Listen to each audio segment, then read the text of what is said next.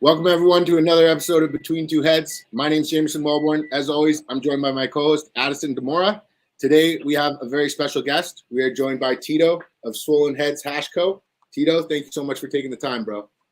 Yeah, I appreciate you guys having me on. Man, we appreciate you coming on.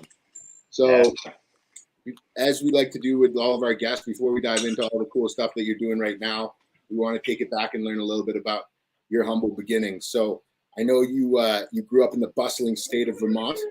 I'd love to hear what that was like and what your childhood was like growing up. Yeah. So Vermont, it's a great place to grow up. I was super fortunate. I had two amazing parents. They loved me with everything. They put all they had into me and my sister, and so it was a great place to get a nice solid foundation. And my old man had a landscaping business growing up, and my mom, she was a nurse at the local hospital. So my sister and I went to the public school like right outside of Burlington area. So that's kind of where I started out. Grew up on like a 40-acre piece of property on a dirt road, kind of out in the middle of woods. And what were you like as a kid? Were you like in school? Were you a class clown? Were you interested in learning? Were you was school a pain? What were you like?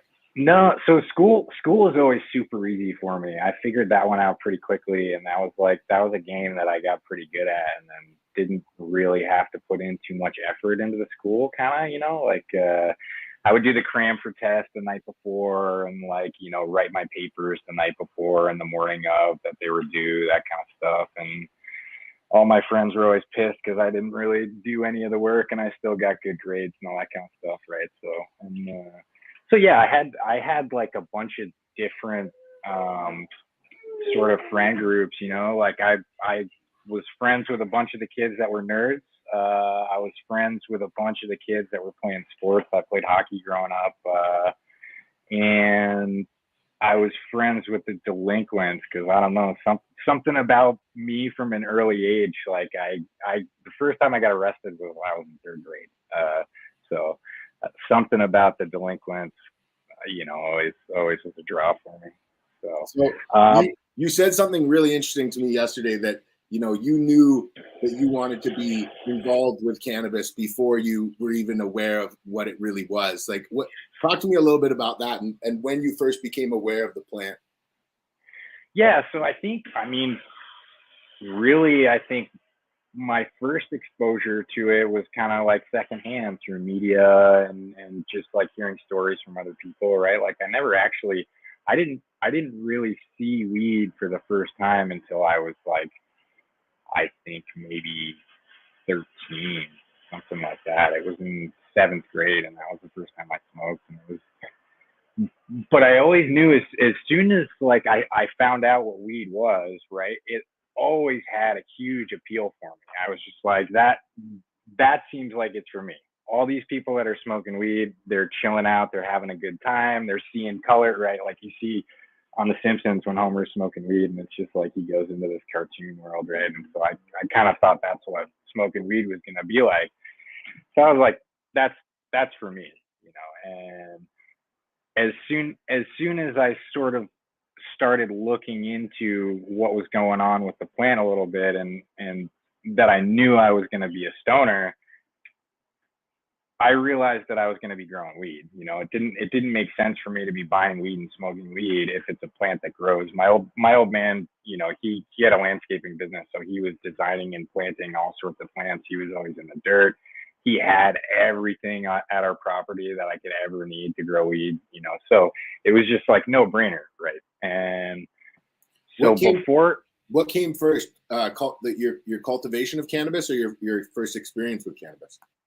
No, smoking came first for sure, but it was like before I had smoked, I was pouring through like the overgrow forums, I was like a 11, 12, 13-year-old kid, just like pouring through the overgrow forums for hours and hours and hours. And it was like, I remember Bog was a guy that I always like I ever saw him posting something on there, it was like gospel, you know. It was like he was one of the guys that I was just like, okay, I can pay attention to him, and he's not gonna steer me wrong. What was it that drew a 12-year-old Tito to overgrow without any experience with the actual plant? Like, what were you fascinated with? What were you drawn towards? Was it the actual cultivation and the cultivation tips that existed, or was it the variety of strains, or what was it that pulled you in? I don't think it was anything more than just like a curiosity, you know. It was, I knew that it was something that I was going to be into. And then, so it's like, when I get into something, I dive head first, you know. So it was just, I hit the internet. It was still dial up at that point. And it was like, I hit the internet and just found Overgrow as like the biggest source of information for growing, really, at the time.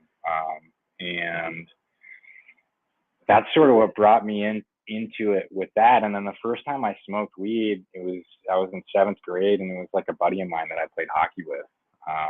And we just sort of, it was after a hockey game. I went over to his house. We walked down the road. We smoked a bowl. He got high as hell. I didn't feel shit. And then we smoked another one, same story. And then we smoked a third, and he was absolutely ripped. And I still wasn't feeling anything. And he just like, he was high as shit, and he asked me like what his breath smelled like or something. And so I smelled his breath, and I told him it smelled like Vienna sausages. And then we both started rolling on the ground, and I was like, oh, okay, yeah, I'm fucking high.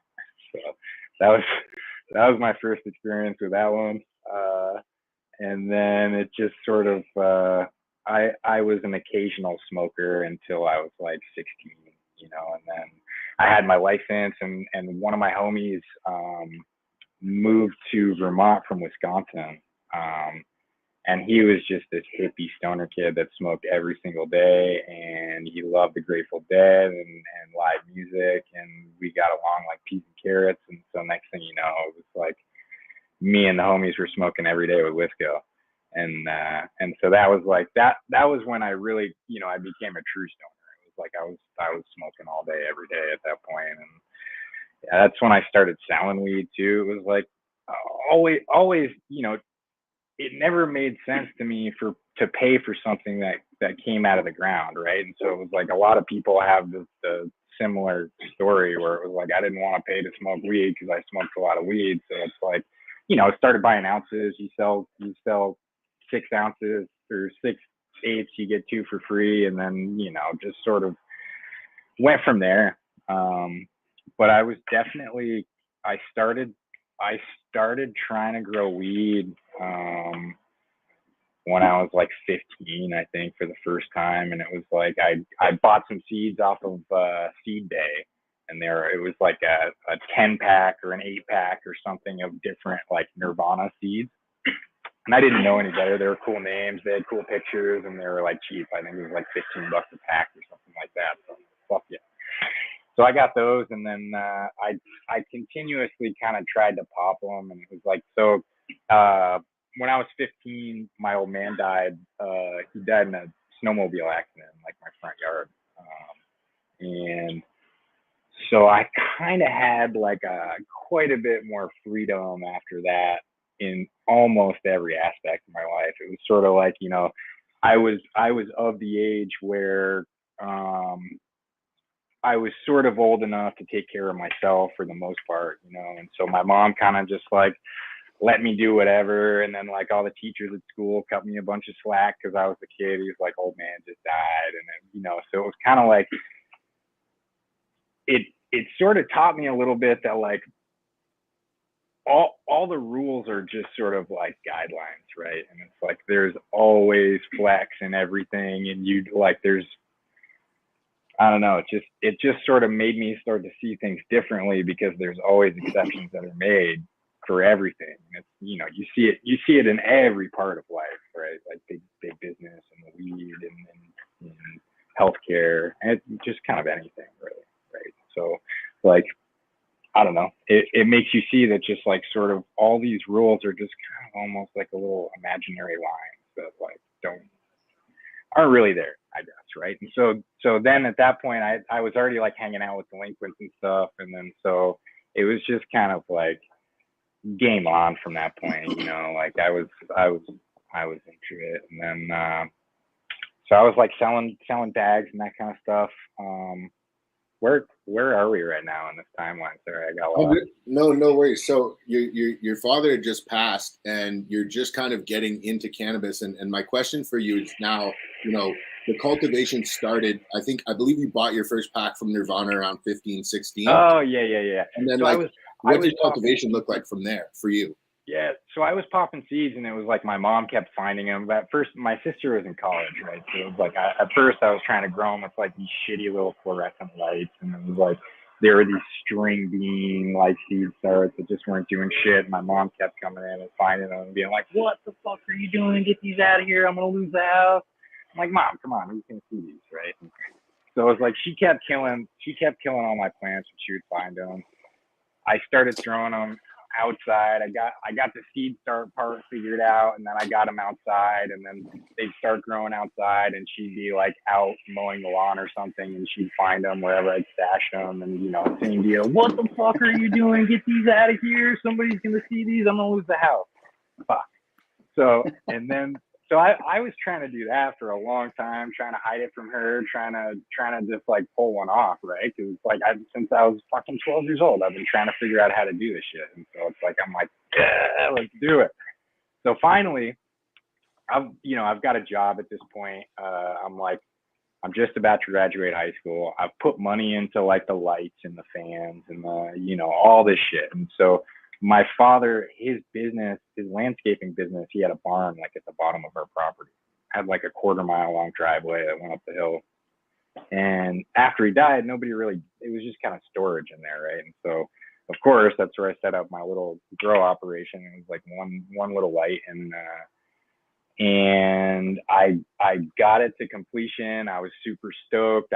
It was fire. It wasn't the Nirvana shit, actually. It was like, I ended up finding my grandfather had this friend from over in Brussels who had MS, and it was like she would bring weed over and she would get high, and so it was like I found this little film canister over at his cabin in Saranac Lake, and it had some weed seeds in it, right? And so it was like, I'll pop those. And so the first crop that I actually got to finish was those seeds, and I was so excited. I told like everybody, I'm gonna have a bunch of fire shit coming down, and it was like a couple of days before I harvested. I went down to go check on the plants, and the door to the barn was kicked in, and all my shit was stolen, and everything was a mess. And so I learned a pretty valuable lesson with that one, like shut your fucking mouth if you're doing some shit you don't want people to know about. Yep. Valuable lesson. I think everybody has to learn at least once, if not more than once. Until the hard way. That lesson. Yeah. So what happened next, Tito? What was the next move after high school? So after high school, I went to Syracuse University, and that was a pretty brief little stay. I was there for the first semester. Got really good grades, but I got caught smoking weed like twice in a week.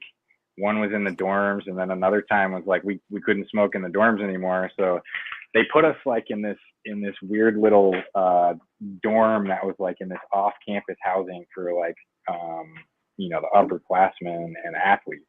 So it was like I was eating food with like the Syracuse basketball players and football players and all those dudes all the time. So it was cool. But we were right by this married student housing section where they had like a daycare center, right? And so like Syracuse, there's a shitload of snow. This was in the middle of the winter, and so it's like you're not gonna stand outside and smoke if you're like really smoking a heavy sesh, right? It's too cold. So we couldn't smoke in the dorms, and so we like walked up to this daycare center, and they had this big shed like back in the back part of the property where they kept like just all sorts of stuff for the daycare, right? So we were in there and we were smoking pretty tough.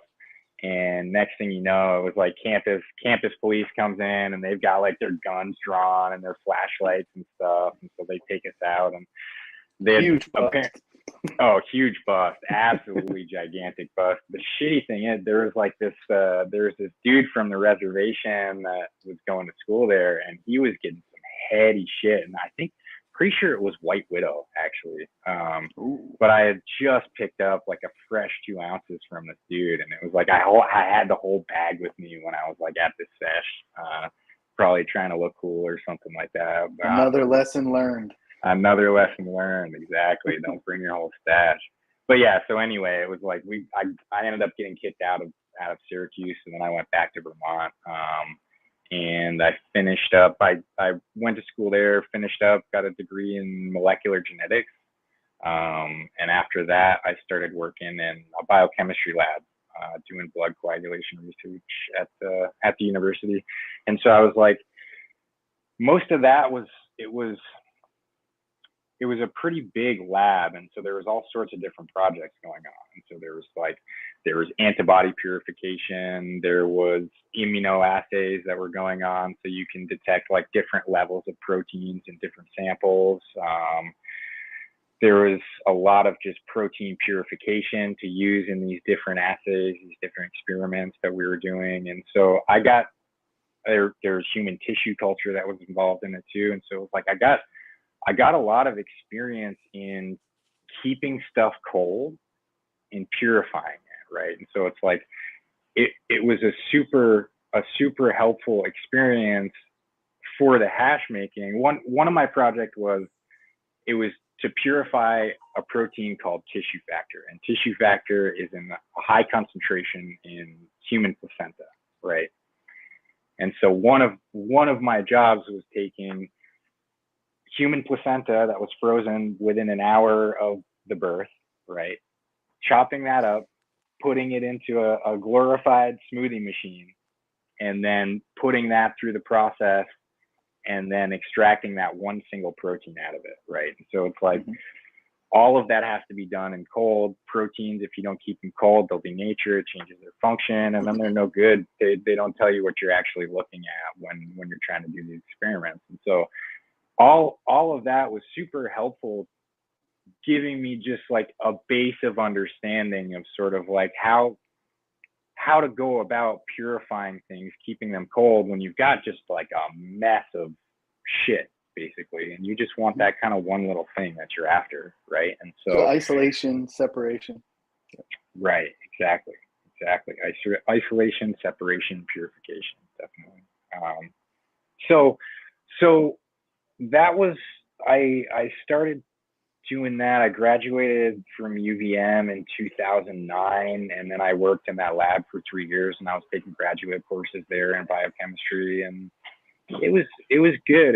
It kept my mind sharp, and it was, you know, I've always liked puzzles. I've always liked trying to figure out puzzles, and that's pretty much what all of that sort of hard science is.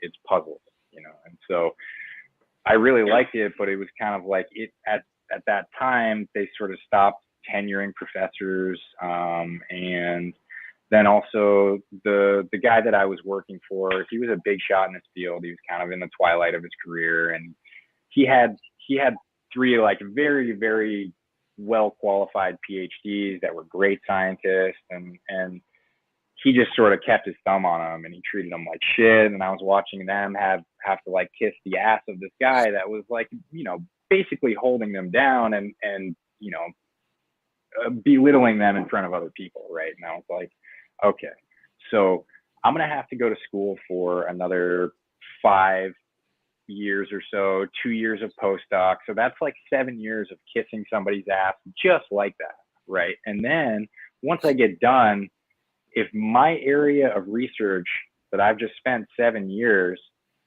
really honing in and focusing on as my area of expertise, if that falls out of focus and it doesn't get funding anymore, then you lose your lab. There's absolutely zero job security if you're going into academia, which at the time, I didn't want to go into industry because there's just a lot of evil shit going on in biotech, right? And I mean, it's all, I think that there's a lot of confusion between the actual science and what's going on in the business. The business is super predatory, and I think the science is pretty safe. But but yeah, so none of that stuff really appealed to me, right? And so I was like, I know how to grow weed.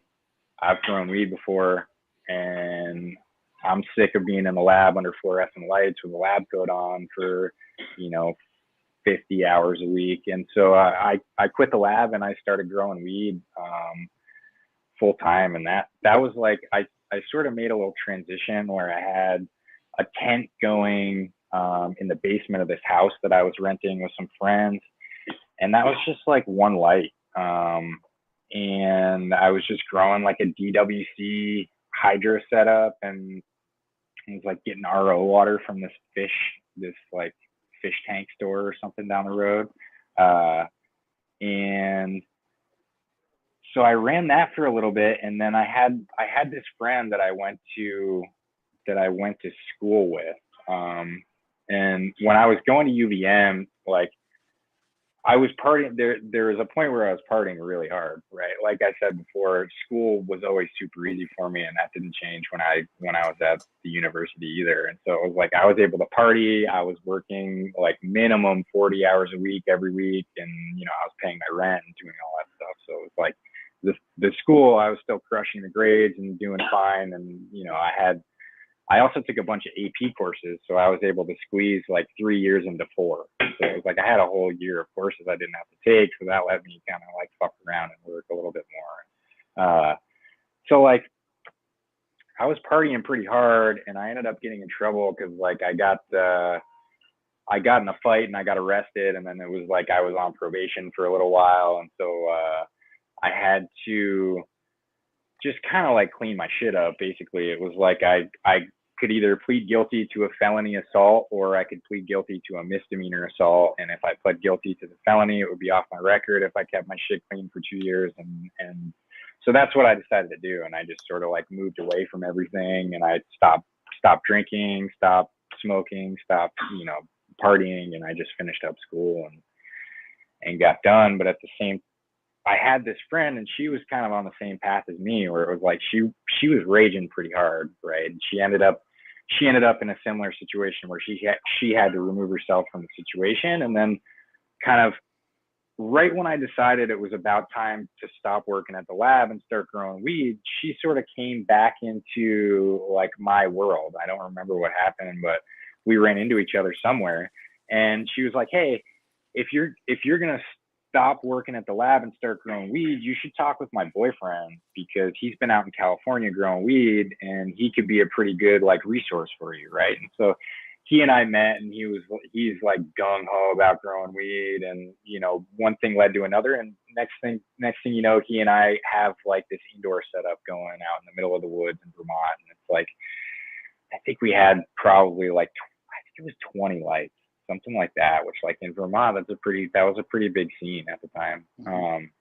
And so I had that going, and then we were running that, and my buddy just kind of like, I don't remember what the impetus was behind it, but he just sort of was like, dude, I don't know why we're here in Vermont doing this with like 20 lights when this is a pretty big scene.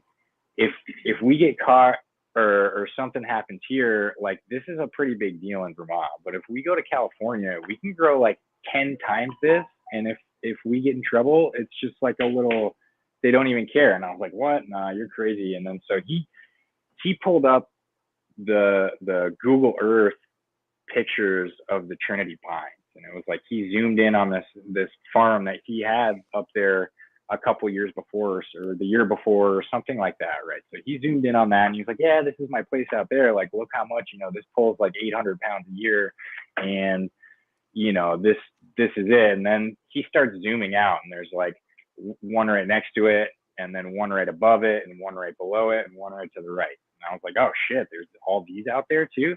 And then he zooms out a little bit more, and every one of those has 4 around it. And then he zooms out more, and it's just like, it blew my fucking mind. And it was just like immediately, I was like, yup, let's stop this silly shit. Let's get out there. If they're letting people do this out there, like there's no way that they're going to pick us out of like this sea of farms that are out there, And so that was once 215 was on, that's what everybody saw. Everybody saw that. So everybody was flooding out here. And so it was like, I've been late to the game in just about every part of this. And it's like, I feel really fortunate because I feel like I really am just like sticking my foot in the door as it's closing. And it's like, it's cool because I remember when I first got out there, and it was so we were growing that indoor in Vermont, right? And then he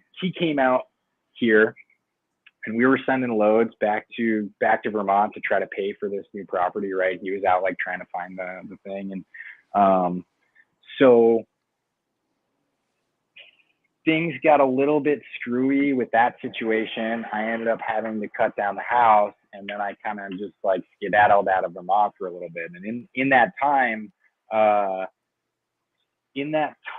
he had found a property up in Wichipeg, which is like, kind of next to Hoopa. It's about probably like an hour or so from Willow Creek, maybe an hour and a half from Willow Creek, something like that, right? But so he found this property up there, and we were like using these loads to sort of like fund that whole situation for the summer. We ended up getting he ended up getting like a lease option situation for the summer, where half of the crop was the guy that owned the property, and then half of the crop was ours. And so we went out there. I think that things got planted in like late May or early June, something like that. And I got out sort of just after they were planted and just before we were about to flip, and we ran through the death harvest. And that was cookies and cherry kush and Mr. Nice, and we grew some Blue Dream, and we grew some sour, and that was my first California crop, and it crushed. It was beautiful weed, and it was like I remember my friend, the girlfriend of this guy who I was partners with, right? She was out at the farm as well. And when I was still back in Vermont, I remember talking with her, and she was just like, "Oh my God, Tito, when you get out here, you're going to be absolutely blown away with how quickly these plants grow in the California sun." Because up until this point, I'd only really seen it in either the Vermont sun, which is cloudy, 40% of the days, and indoor lights, which it's nothing. There's nothing comparable to the California sun. And so when I got out there and I saw how hard these things raged, it was just literally every single day you could see how much bigger they were. And it was just oh my God, this is where they're meant to be. We were up in the mountains. The fog would come in every day, and in the mornings it would clear out around 9:30, 10 o'clock in the valley. And we had bald eagles flying all over the place, and it was super magical. That first season was really amazing because it was just it was the three of us. We had all moved completely across, all the way to the other side of the country. Our funding stream got screwed up, for the season. So we were kind of broke. We were really eating rice and beans and canned tomatoes and that kind of stuff. And by the time that we finished that harvest, it was just it was that feeling of just you can do anything, you can conquer anything, and it was just we lived completely off the grid for 6 months or whatever it was, and we grinded through the whole season. We produced super high quality bud that year. It was really, really nice. It was really easy to sell. Everybody that came up to the hill wanted our weed, and it was what you get your packs? What you move your packs for? I think we moved our depths for 18 in California, and then I think they were going for 3 OT, I believe, back then, I think is what was going on. So it was and that was 2012, I think, is when that was going on. So that was before, that was as prices were starting to drop, but it wasn't 2018, that was a crusher. But Craziness, yeah. yeah. So what happened? what happened the following season? What, like, you're on the high, you just cashed out, the season went well, the gamble paid off, you're not eating ramen anymore. There might be some lobster and some really nice butter in your diet Yeah. now. Yeah. So what's going on? the Hill Ridge thing definitely started to kick off pretty good, right? It was like we had nice new grills and like, you know, it was just all the little like conveniences and comforts, right? That those we started to get. And then at that point, so I hadn't been paid for the previous season, right? And it was we were sending most of the stuff back east because we were being kind of greedy about it, right? And like another valuable lesson learned in that, it was like, you know, sending stuff back there. Driver got pulled over in Chicago, rolled with the DEA back east, set up the people that were back east, and then they rolled on the farm, and then, you know, the U.S. Marshals came out and they scooped up my buddy, and it's like that winter actually. So we were up on the reservation, or like right next to the reservation. We weren't on the res, but we were like right up next to it. And so in the winter, like all of the farmers leave the hill. We didn't leave the hill because we had this barn that was going, and it had 100 lights going in it. And it was all running off of this like big ass 100 kW diesel generator. We had like half the lights, we had 50 lights going at one half the day and 50 lights going the other half of the day. And it was like a crazy amount of money in diesel every single day. And like, and it was stupid actually, because the barn had been wired up by the guys that owned the property before. It was like this stolen generator from this construction site, right? And so it was used and abused. It was ridden hard, put away wet. So it was like the generator was always going down, and I was always having to, you know, like, I don't know, the coolant was always going all over the place. It was always overheating. The radiator was always getting fucked up. We bought like 2 or 3 radiators for the thing. So it was just a nightmare of a situation, but like we had all of our infrastructure going. And so our neighbor, he was like trying to blast BHO, but he didn't want to do it on his property because he didn't have any of his stuff going, right? And we had power running for the indoor and all that kind of stuff. So we were like, yeah, go ahead, like, just, you know, you can blast up here. And so he was up there blasting. He and homie went down to town to go buy propane. And they drive by his gate as you go down the road. And they realized that his gate was kind of screwed up. They go in there and they realized that, like, you know, the lock had been cut. They go down to see like what had been stolen, and there was three people on the property that were there. They were on dirt bikes, and they were there like stealing shit while they went in to go check it out. And like the guy that had worked for them the previous season, he pulled up in like this shitty Plymouth Voyager minivan or something like that broke down as soon as he got to the property. It's like classic Hill story, basically. It's like the guy that comes to work for the summer shows up and his car gets fucked up, right? So, and then it becomes just like a Hill relic in the woods for however many years. So they pushed his van down to the bottom of the property. So these tweakers that were there stealing shit from the property, which is super common when all the farmers go, they just go and they pick whatever they want to steal and they steal it. So they had got this Plymouth Voyager running, and they had loaded it with all the shit that they were going to steal from the property, right? Which some of it was like valuable stuff. There was like a generator and, you know, some propane tanks, but then there was also just like half empty bottles of shampoo and like, you know, old orange juice concentrate that had been, you know, out in the sun for 3 months, like all that kind of stuff. It was just tweaker stuff, really.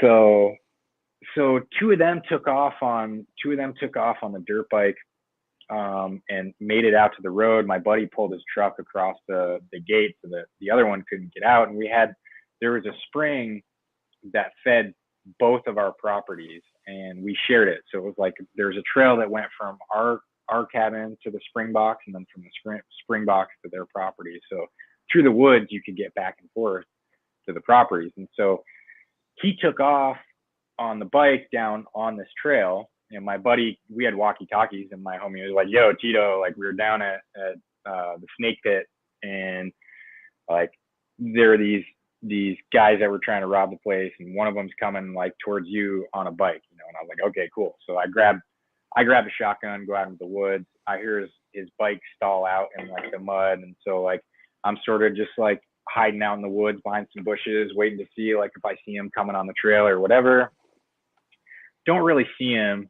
And after a little while of being in the woods, my buddy was like, "Hey, yo, Liv is up in the cabin. Why don't you go like check on her?" I was like, "Okay, cool." So I went up to check on her, and then they ended up coming back to our property with all the stuff that they were trying to steal. And they're like, "Yeah, we found the bike in the woods. He like got it stuck and it stalled out." And I was like, "Oh, did you go like disable the thing? Because like he's coming back for that thing. That's probably the only thing of value that he has in his life. He's coming back for it." So, and homie was like, "Oh no, like we didn't think about that actually. Like, but I'll go back and do that. You think I have time to roll a doobie before I do that?" And we're like, "I don't know, it's up to you, dude." He's like, "All right, I'll roll a doobie." And as soon as he said that, we heard the bike fire up. And so he grabs a shotgun and takes off running into the woods, just like shooting off rounds in the air, right? And I looked at my homie and I was like, "Let's get to the road because that's where he's going." And so we drive up the road, up to the gates, open the gates up, and as he's pulling out, my buddy was just like, "Oh, here he comes." And he was coming up the road. So he pulled the truck across the road to try to stop him from being able to get through, right? But the truck wasn't quite big enough. So I ran to the back of the truck.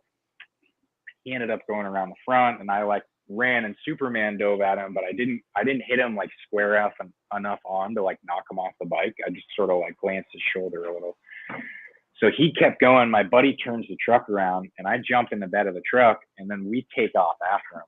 This is on, I don't know if anybody's ever been on Bald Hills Road, up in like the Wichipec area, but on the Wichipec side, it's just like all these switchbacks that you're going up the road. And so we lost sight of him, and homie was just ripping up these switchbacks. And then all of a sudden, same thing. He was like, "There he is." And I looked, and it was like 2 switchbacks up, and dude is like, cruising. And we catch up to him right behind him, and we end up running off the road. We end up colliding with him, running off the road, going over this like 30-foot embankment, right? And so as we're like right behind him, I was in the bed. I'm an adrenaline junkie. I like live for this kind of shit. It's like in the moment, like, I don't know, it's just everything slows down, and I just love like how clear like your thinking gets when you're used to adrenaline, right? And it's like Tito's like the Tom Selleck of hash. Bro, like, dude, fucking hashing him PI over here. You took a 30-foot jump in the bed of the truck, and then and you didn't hurt yourself, and now you're conscious. You didn't knock yourself out. Well, so we start. The bike and the guy disappear from the front of the truck, right? I look over to the right side, or the left side. I don't see anything. I look over to the right side, and I see the bike under the front tire. And then I look up, and we're starting to go over this cliff. And so I was like, all right, if this truck rolls over on me, I'm fucking toast. So I better jump out before this thing rolls on me. So as we start going over, I jump out. And I landed, and it was like it was like a stand of trees. So I landed, I bounced, and then like when I came up, I just sort of like shifted my body because I was headed right to the stand of trees, but I didn't get my head out of the way. So I like glanced my forehead kind of off of one of these trees and then stopped. And then the truck came to a stop like upside down up against the stand of trees too. And so I was just like, homie, I was yelling his name. And he was just like, "Tito, you're alive?" And I was like, "Yeah." He was like, "Are you okay?" And I was like, "I think so." And then he was like, "Let's get this motherfucker." And then I was like, "Shit, that's right. Like we might still have to fight this fucking guy." Yeah. So then I run up the embankment, right? And then I look down, and I see he's like underneath the tire of the truck. His legs are like under, and he's like groaning. And I was like, "Ah, dude, we don't have to worry about him." And he was like, "Is he dead?" And I was like, "No, he's not dead, but he's fucked up, like and he was like, "All right, well, help me get out of this." And I was like, "Okay." So I took a step on my right foot, and then I took a step on my left foot, and there was just like no integrity in my ankle. It was just like there was nothing there. And I was just like, "Ah." And so I was like, dude, my ankle's broken. I can't help you. Like, I can't get down there. And he's like, okay, I think I can get out myself. So he got out. He helped me up like the rest of the way to the road. And then I ended up getting airlifted out, like with the guy that was robbing the place. We were like shoulder to shoulder in the helicopter. But yeah, I broke like both sides of the ankle and then fractured my skull from when I hit the thing. Yeah. So then after that, we were like doing the load thing, right? And then that got all screwed up. U.S. Marshals ended up coming out to the property. I took off into the woods, and I was still on crutches, like from I think I had my surgery at that point. So my ankle was fixed, but it was still like, you know, all casted up, and I was in a boot and all that stuff. So I like crutched out into the woods and waited that one out when they came. And like we took maybe a week off to regroup, and then it was just me and homegirl, and we replanted, and we got like another employee from back home that came out and started helping us, and we rebuilt the previous winter. We got this freak snowstorm, and we ended up buckling 2 greenhouses in the snow. Again, more like L's that you learn from, all these things, right? Like I don't know, they were like 20 by 100s, I believe. No, they were 30 by 100s at that place.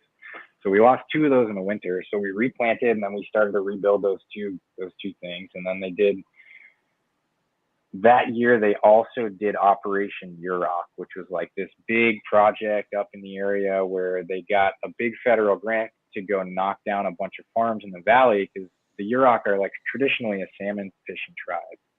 So they got this grant to go up and try to protect the environment, because, you know, all the weed farmers up there were just, you know, destroying the environment for the salmon, which, you know, is definitely true, but it was done with like a blanket sort of thing, you know. So they came, we replanted, and they put up, like, it's funny, they gave us a little bit of a warning that we were gonna get raided, because the LA Times put out this article. It was like a 2 or 3 page spread or something like that was like Operation Yurok, like to start whatever. And there was a big ass picture of a farm up in Humboldt County. And that farm, it was a picture of our farm. And so it was like, they put that out the morning that they started doing the raids up there. And for whatever reason, we didn't make it on the first day's raid list. They got our neighbors the first day, but they didn't get us. So it was like, homegirl was down. She ended up getting a job at the local grocery store down in Willow Creek, just to be able to like feed us, and like we would get good deals on all the stuff at the grocery store, and she would get samples and that kind of stuff, right? Because we were super broke after losing like the load and then getting raided, and then, you know, so it was like we were super rice and beans at that point. And so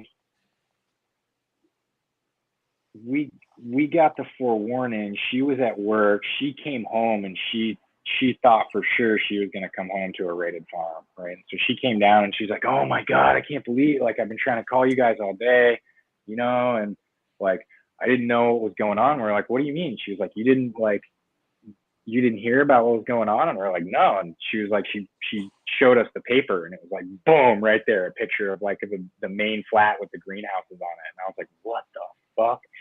And then so she was just like, yeah, well, I guess, you know, we can't, it was still in homie's name, who had been arrested. He was on pretrial. And so it was just like, we were just like, all right, well, we got to cut it down, because if they come, this is going to fuck this whole situation up, right? So we cut everything down. We went, and we just like, we stashed a few of the plants like out in the woods, you know, so just in case we figured we could replant again if we needed to, then we had those going. And so they came, and they were kind of pissed that like we didn't really have anything there for them to do anything about, because it was like they had taken the weed, they had taken, you know, we cut down all the plants, and so there was nothing there for them. So then they bulldozed their greenhouses down again, the ones that we had just built, and like, so then that was quits after that one. But it was like, it was up in Wichipec that I I took my first dab up there, and so that was like my first experience with hash, and that was just like or at least dabbing hash. You know, before that it was always like the trim and all that stuff like that. You know, the growers get the hash. We're always the ones that had the hash. It was like if somebody had hash back east, typically you knew that they were like growing their own shit. If somebody pulled. Do you remember what you dabbed? It was something that we grew that year, and so it may have been. I'd say it was either Cherry Kush or Girl Scout cookie, because Are we talking about BHO? Yeah, we're talking about BHO. So that was like.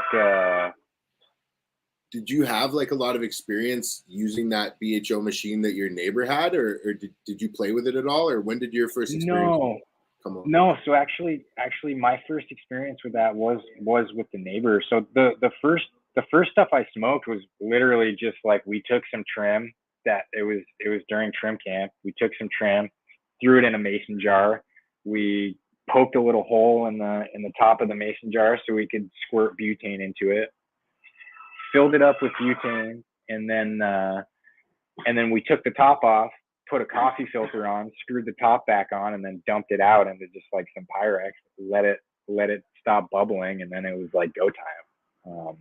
And so that was the first dab I ever smoked, full of butane and just like absolutely terrible material, and you know it was trim, just like shitty trim.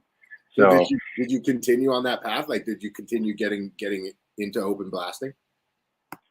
Yeah, so then there was this dude that was coming up to the farm. We had, you know, we grew, I think between the 2 rounds that first season, I think we grew like between 600 and 700 pounds or something like that. And so we had a lot of trim. And this was 2012, Tito? 2013? Yeah. So I think this is 2013 now at this point. This is the next season. And so there was this guy that was coming up. He was coming up from Tahoe, and his name was Mike. We just called him Oil Mike. Like that was, you know, his little moniker or whatever. And like Oil Mike would come up every once in a while, and he would bring his wife, and they would come and just like set up. He was open blasting in tubes, and he came up and he was using this food dehydrator to dry out all of the material before he ran it. He packed it into his tubes. And by doing that, he was getting it to be like super stable, like shatter, you know what I mean? And it was like, you know, obviously we know now that that's not really what you're supposed to be doing, but it was like, we were all blown away because it was just like stable, like drop it on the table and just splinter everywhere type stuff, right? So it was like, Oil Mike knows how to make the best shit. Like, come up, run all of our stuff, please. So he came up, and then it was just like, you know, it's sort of, when you see hash being made, if you have like a little bit of intelligence, you say, that's not that difficult to do. I can do that. Yeah. Right. And so it's like pretty quickly we started jumping on the like, all right, let's get the stuff and let's start making this. And was this before or after Oil Mike blew himself up? No, I'm just kidding. No. Oil Mike, I don't think he ever had any problems with that. That's good. That's good. But so then like there was this other dude. There's this dude from out in Mad River. I don't remember what the hell his name was. He was a crazy guy, but he bought a closed loop machine, and so he brought that up to the property because he was one of these guys that was just, it was like dick measuring contest everywhere he went, right? So it was like he came up to hang out, and he like brought this big, you know, it was like a 5-pound extraction like closed loop machine, and like he just brought it up to come hang out. You know, it wasn't like he was coming up to run material. He was just like, "Oh, look what I just bought!" You know, like, look at this keychain I have. Yeah, like, but that just like led to us basically like co-opting that machine for a month. You know, it was like he just bought the thing, he brought it up to us, and then it stayed at our place for like a month. I think he knew what he was doing, bro. Yeah, you're probably right. Actually, he knew what the fuck he was doing, bringing his machine up there. Well, we weren't even running his material. But anyway, so like, so that was sort of my first experience with that, and it was like that once we started running that, and it was just like we were just dumping like pounds and pounds and pounds of hash out, and it was like that was in the heyday of BHO. So then, you know, it's like the value added thing only makes sense when you're sort of a small operator. And at the time, you know, we were growing a decent amount of weed, but it was still, back then, we were like the small guys in the area, you know, which always is sort of like up there. That was always kind of the mantra that we were told, is like, as long as you're not the biggest guy on the hill, you probably don't have very much to worry about. So like, we weren't the biggest guys on the hills. We were still producing a decent amount of stuff, but like the value added thing, right? It was like you're turning your trash, you're turning the stuff that like you're gonna end up composting into something that's worth like almost more money than your flower crop at some points in the BHO game, right? So like that we realized pretty quickly, like we had to start jumping on that thing. And then also it was like, you know, I think for a lot of people too, when the hash, when things aren't going well, when things get screwed up with your operation, like the hash is always a good fallback, because it's like, it doesn't take a lot of investment. It's pretty low upfront cost, and you can make it pretty quickly and pretty easily without a lot of labor. And then at the time, it was just like a feeding frenzy for the stuff. So it was like, you know, I think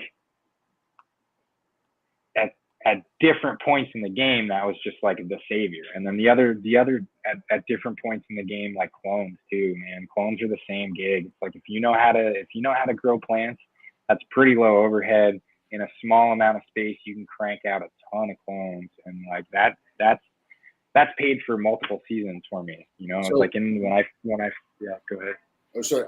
Sorry to interrupt, Tito. I want to kind of like keep on a bit of a timeline, because we were really rolling on that. What happened like after Operation Yurok? What was the result after you made the decision to cut down that crop, and then you're hiding in the woods? What happened? Yeah. Next? Yeah. So then we were just kind of like we were just sort of like homeless a little bit at that point. Like, I spent a few days sleeping on like Clam Beach, and then I had a buddy that lived. He was actually the neighbor that was up there. He had a house in Arcata. You know, he lived there with his wife and kids, and so I crashed at their place for a couple of days, and then one of my friends, or the guy from Vermont that came out to work with us, he had a buddy that he just hit up randomly, and he was living down in Arcata.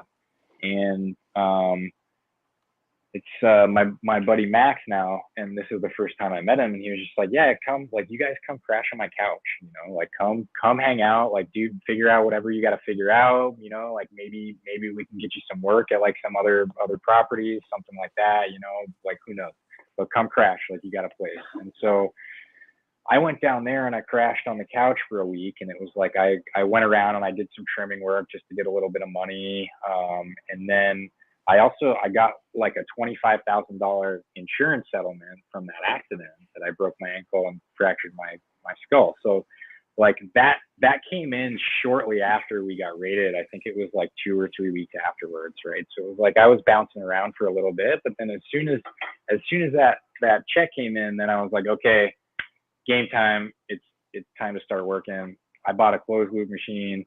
I like all of the money that I was owed for trimming. I just said, yo, pay me in trim. And they gave me trim. And then I took it. My buddy who I was working with, he had a place up in the Pines, and he had rented that out. And when we got raided the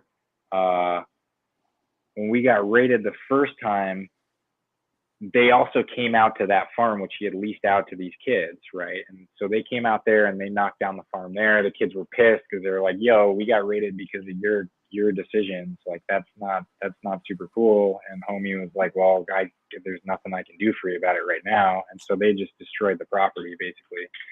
And so homie was like, yeah, you can go up to the Pines and, like, you know, maybe clean the property up, and you can like do some work up out of there, and, you know, you'll have like a home base or whatever. So then I went up into the Pines. and I was just cranking away BHO up there for a little bit, and then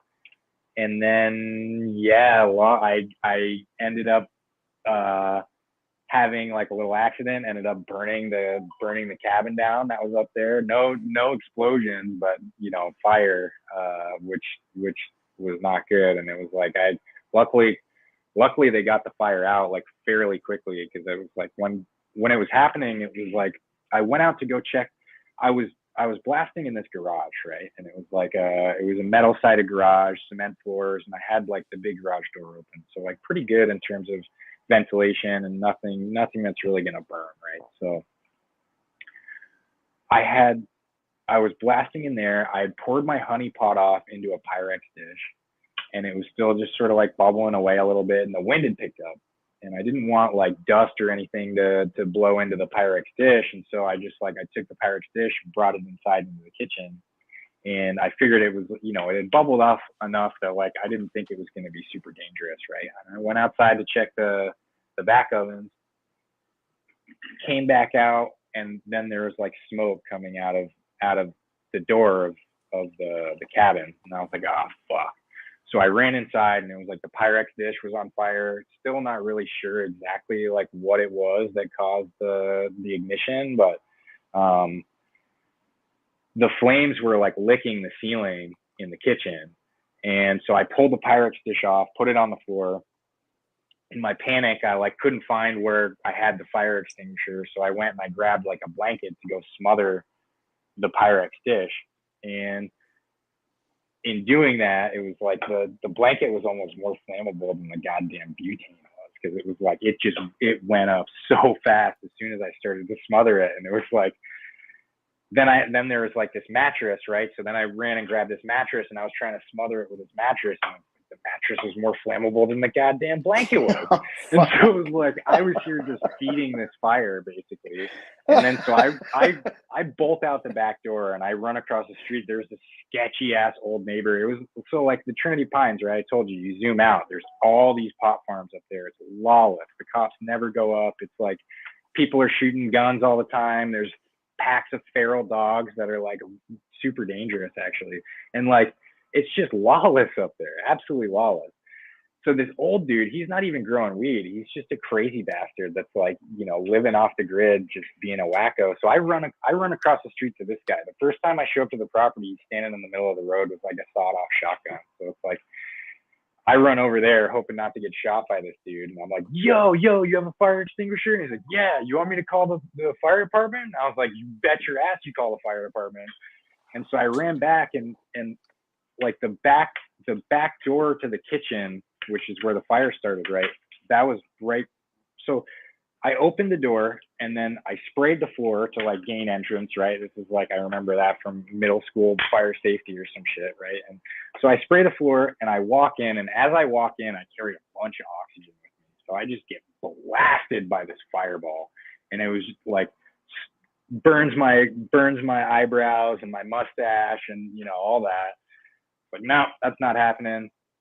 Go back out the door, and then I just start running around grabbing like everything I can that's gonna be like a sketchy thing for if anybody comes. And so I just started like scooting all that stuff out in the woods. Fire department comes, they get the fire out, like thankfully, because it was like if I had set the pines on fire, you know, that's like 500 or 600 farms that are producing 1,000 pounds each that are all like hating Tito at that point. And so I was like, yeah, I was crossing my fingers that they were going to get that out, and I was going to be able to leave the pines that day. So yeah, that happened. And then it was just like, dude, Tito, you just like, you almost died like chasing down the dude that was robbing you. Like you got raided twice. You almost died in this fire. You almost went to jail from this fire. Like, I think it's time to like chill the fuck out for a minute. Like, let's regroup. Time to go solventless, bro. Well, and I mean, really, just like so I went back to Vermont after that. I was just like fucking dick in the dirt, like, you know, depressed. I'd been wanting to do this stuff. I finally had been living my dream for the last like two and a half years, something like that, right? And then it was just like, all of it fell apart. All of it fell apart. I didn't have any money, and it was like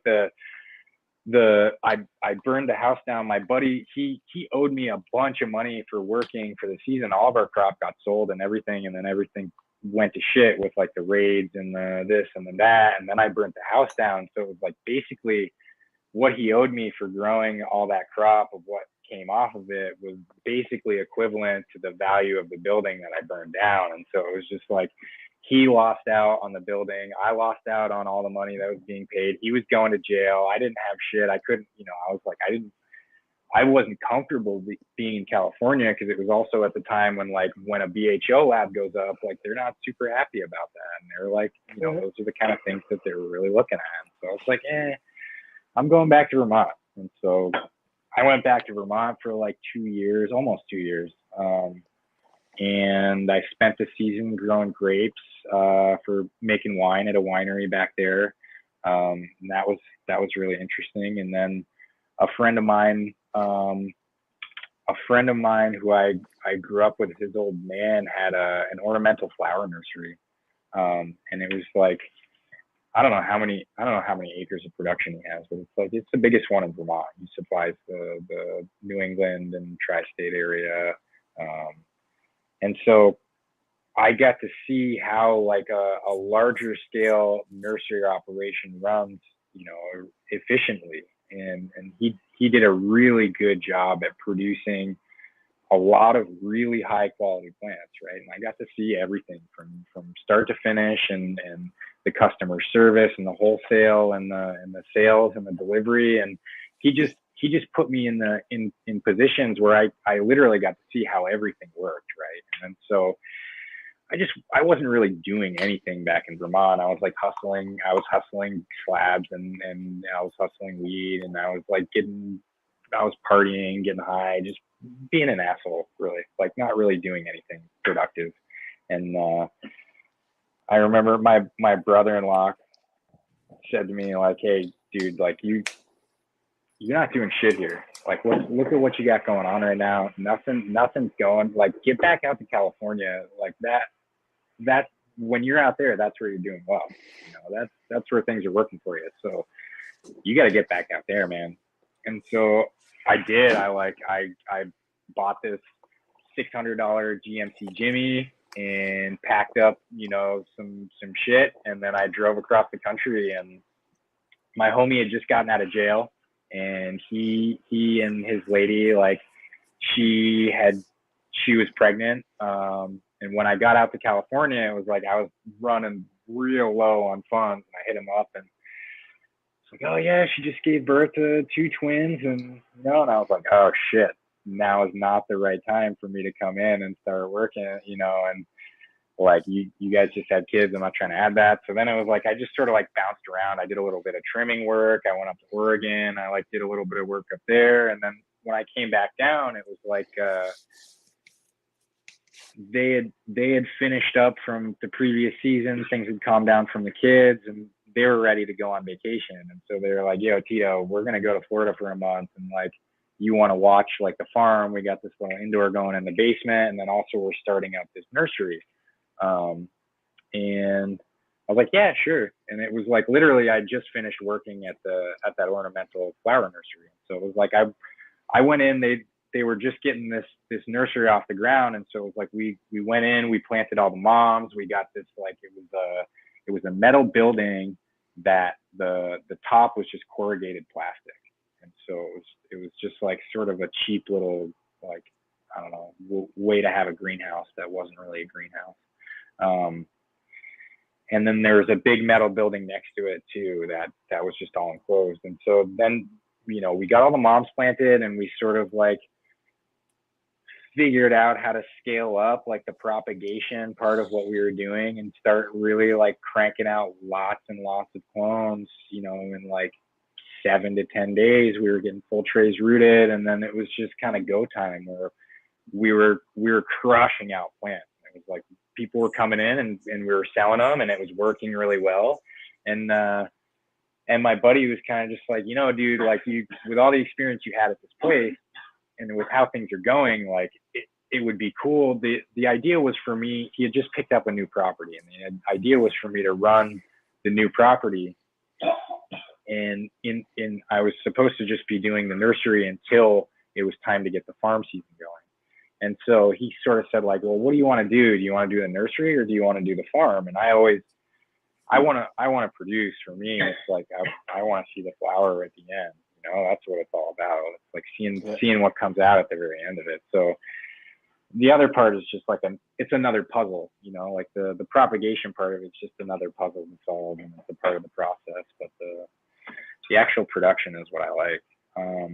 And so, you know, I just sort of was trying to find the balance between training people and then starting the new farm season. And then the business partnership with that kind of like fizzled out between my buddy and the guy who he was doing it with. And then as I sort of stopped being down there as much, like the level of quality of the plants started to go down a little bit because the people hadn't been trained up quite enough to be able to take that over, right? So it was just like sort of a sad little thing to see that one dwindle away. But it was also like I got a lot of experience in producing a lot of like healthy clones, and in a timely manner, and then also just like, you know, learning how to take orders, manage people's expectations of timing and numbers, and realistically what's going to come out for them, you know, at the end when they're harvesting and all that kind of stuff, right? And so that was a super valuable experience. It was, you know, again, it was a lot of work that like I never really, I think, got compensated for, but it was like I got compensated in so much more than that, because after, and I'll get into it later, but so I transitioned to the farm, right? And then shortly after we planted the farm, that place got raided. So it was like now at this point, I've been raided 3 times. I've been raided more times in California than I've had successful crops at that point. And so we replanted again, or we replanted there. We got a crop off there. He had another property, and then it was just like, because he was still on papers for the whole thing back in Humboldt, right? And so when we got raided, then it was time for him to just sort of like back off, disappear. Trinity County has been like a very difficult place. It's been a super difficult place for the people who are trying to enter into the licensing process, because there's been a series of events, and then also changing of the guard at the county, where it's like at first there were issues with the CEQA and the environmental impact report for the county, and then that sort of like hemmed things up for us up there. And then they were allowing us to continue, you know, with these provisional licenses without the CEQA being done. And then the county got sued by a group of anti-cannabis people saying like, hey, how can you allow this program to go on if you don't know how it's going to impact the environment, right? And then so then they stopped doing anything with the program at all. And like everybody up there has been waiting for renewals for their licenses now for, you know, months and months and months. I think that like there's like a few people up there now that have their licenses, and they're just getting planted. But it's been a nightmare to get any projects off the ground for people up there that are trying to go the licensed route. And so this was sort of like in some of the initial stages of the licensing in Trinity County, and it was like the farmers there are frustrated, and he was very vocal about it. And I think that because he was so vocal, it sort of put a target on him. And so they kind of looked for whatever reasons they could to come and raid the farm, right? And then he was also on papers at the same time. And so like he just sort of had to step away. And in doing that, it was kind of like hey, like, Tito, we don't really have a lot of money right now, and you know, like, we got to keep this thing going. And so it was like I was cutting clones to be able to pay the other employees that I was working with and managing, and cutting clones and selling clones to be able to keep the generators filled and the nutrients going and all that. And so we got the we got the crop finished that year, and it was a good crop. It was good product. We sold everything at like good numbers. And that was the year after. I think that was the year after 2018. I think no. That was the first year that like numbers kind of came back up again after they hit the ground. So it was a good season, and I got cashed out for my season that year. It was the first time that I'd ever been paid for like actually growing weed in California, which I think is another common thing that people go through out here. It's like you take your licks, and it's like if you get in there and you're able to take those licks and you keep on going with it, I think that's the kind of stuff that like builds the tough skin that now with the industry the way it is, it's like you gotta have that tough skin. You gotta have that like, well, shit happened and I lost everything and I was able to still like come back and like make stuff happen and get to where I am now. And if it all happens again, then I can do that again. And so it's like all of that stuff, it sucks, but at the same time, it's like I'm almost glad that I worked all those years and didn't make any money, and I was put into the position where I was running somebody else's farm and coming up with the finances for it and paying the other employees and all this stuff, because it gave me the confidence to know that I could do it for myself. And so it was like, all right, if I'm capable of doing this and pulling it off like semi-successfully for another person, if I do it for myself and I put in twice the amount of effort, then there's no way it's not going to work, right? And so then after that season, it was just like I went around to everybody I could possibly think of and asked them, hey, do you know anybody who's trying to get rid of a property? Do you know anybody who's trying to lease a property?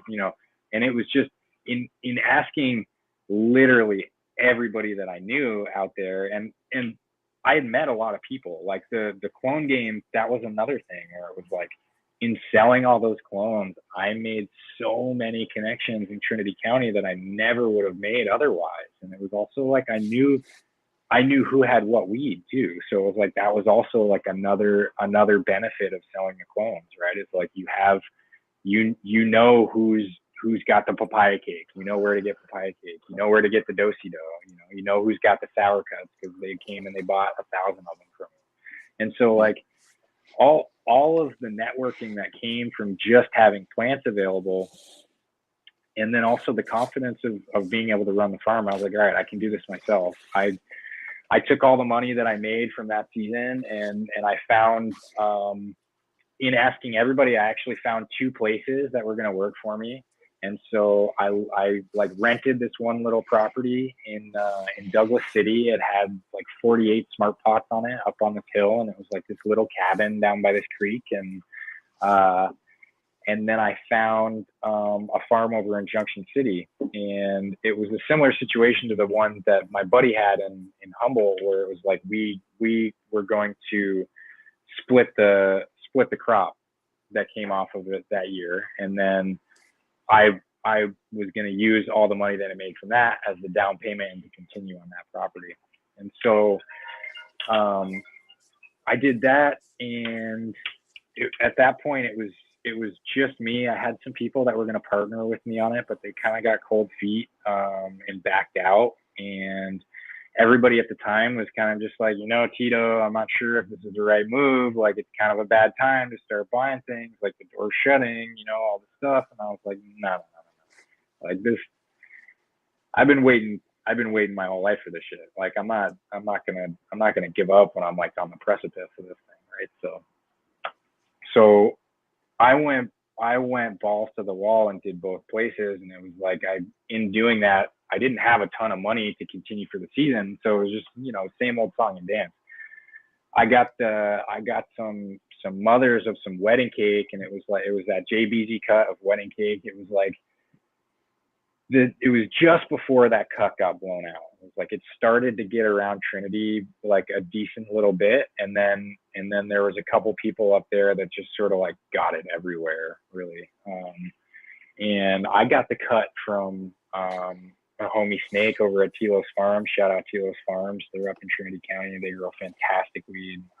All family. It's a family farm, all organic, all sun grown, and they have amazing stuff. So shout out Tilos. But they gave me all these old mothers that they had, and with those mothers, you know, I just started cranking away. It was like, I think I got into the property in maybe the end of February or something like that, and I just started cranking away clones, and I sold, I don't know, I sold a good like 10, 20,000 clones out of like this little basement that I was in real quick, and I just sort of used that to fund the season, and got that one out of the way. And like the guy that I was partners with, he was just sort of getting into the hash making scene, and he had his property up the road, and so he was like, all right, well, let's grow a hoop of GMO, and then we'll take a hoop of your wedding cake and we'll run that as fresh frozen, right? He was like running some stuff for fresh frozen, and we froze all that, turned it into hash, and then when it came down to look at the numbers, it was like those two hoops that we turned into hash ended up making us like just about as much money as the entire rest of the garden, right? And then so it was like, all right, well then it only makes sense to start turning this stuff into hash. And I think it's sort of, you know, another common thing where it's like, once people see that, it's, if you have any amount of intelligence, right, it's like, okay, well, I'm going to start making the switch over to that. And luckily, like I adopted sort of on the earlier side of people being willing to freeze their whole garden. And it was like the next season, it was, you know, I was one of those people that everyone was saying like, yo, dude, you're going to freeze everything. You're fucking crazy. And then it was like, you know, fast forward 2 years, and now it's like, everyone's like, hey, I'm freezing my whole garden. Like, is there anything you can do with it? And so, again, it was another one of those situations where I just like snuck my foot in the door, like kind of right at the right time, like just as things were starting to close, and luckily, you know, I got some really good genetics. I got that honey banana cut, the heads that roll cut. So the guy that I bought the property from is Terry from Hash and Flowers. So he got that cut from Heads That Roll. They were working together a while ago, and Pat gave him that cut, and then Terry saw that I was just like cranking out clones. You know, he was watching me crank those things out, and he said like, hey dude, I've got these farms that are going, and I don't really have the staff up here during the winter to keep these things healthy. Can you like come up and take some cuts and save the genetics, and then, you know, get us back some healthy stuff? And I was like, yeah, of course. So I got him going, and then he was like, well, dude, like you can crank out the clones. Why don't you just supply all of the clones for me for my farms for the next season? And then, you know, you can use whatever genetics that you want of mine. You can't, you know, don't give them out to anybody else. And like, you can run them as much as you want, and, you know, you give me the clones, and we're all gravy. And so that's how I ended up with that honey banana cut. And that was another thing that it was just like, when people heard that I had honey bananas, they were all about it. They're like, oh, no way, I can get honey bananas. And that was before really like a whole lot of people had it. And it was kind of that property in Trinity, like on that road, it was at one point, it was me at the bottom, and then there was Hash and Flowers up the road, and then there was the Mad Hasher was on that road, and then also Heads That Roll was also like the next farm up from them.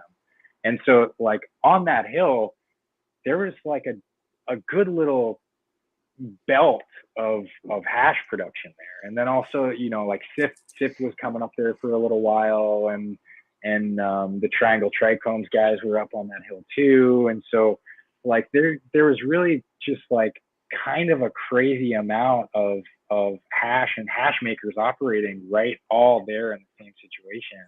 And it was like a lot of the honey banana during that time was all just coming from, You should just a mute lot of that. the honey banana You should just during mute that that, time.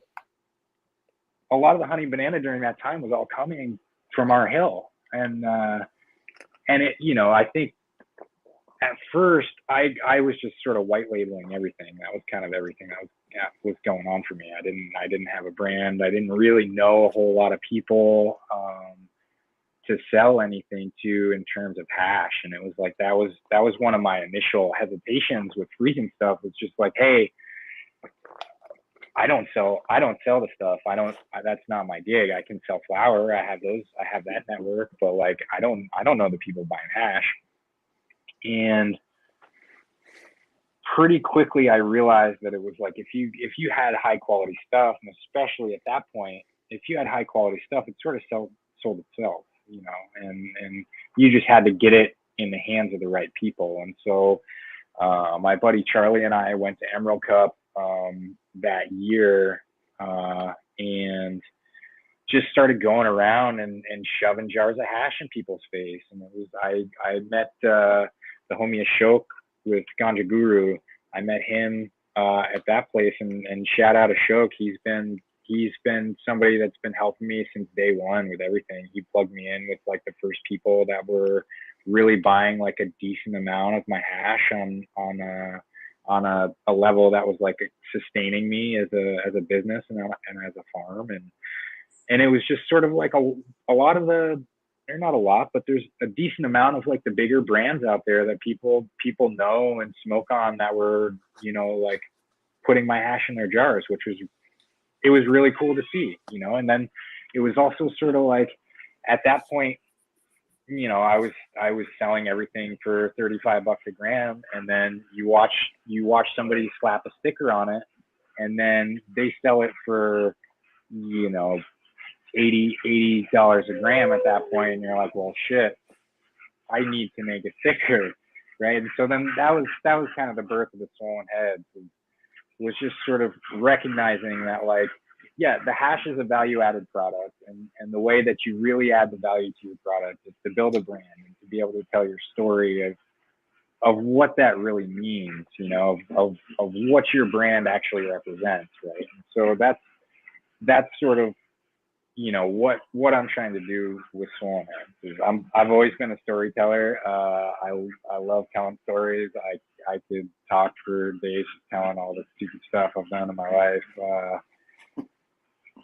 But it's like this is an outlet for me to be able to tell a story. You know, it really is. It's like, I think that what people don't understand about hash, and specifically growing for hash, is that there's like a million little moments that go into producing a jar that when you hit it, it has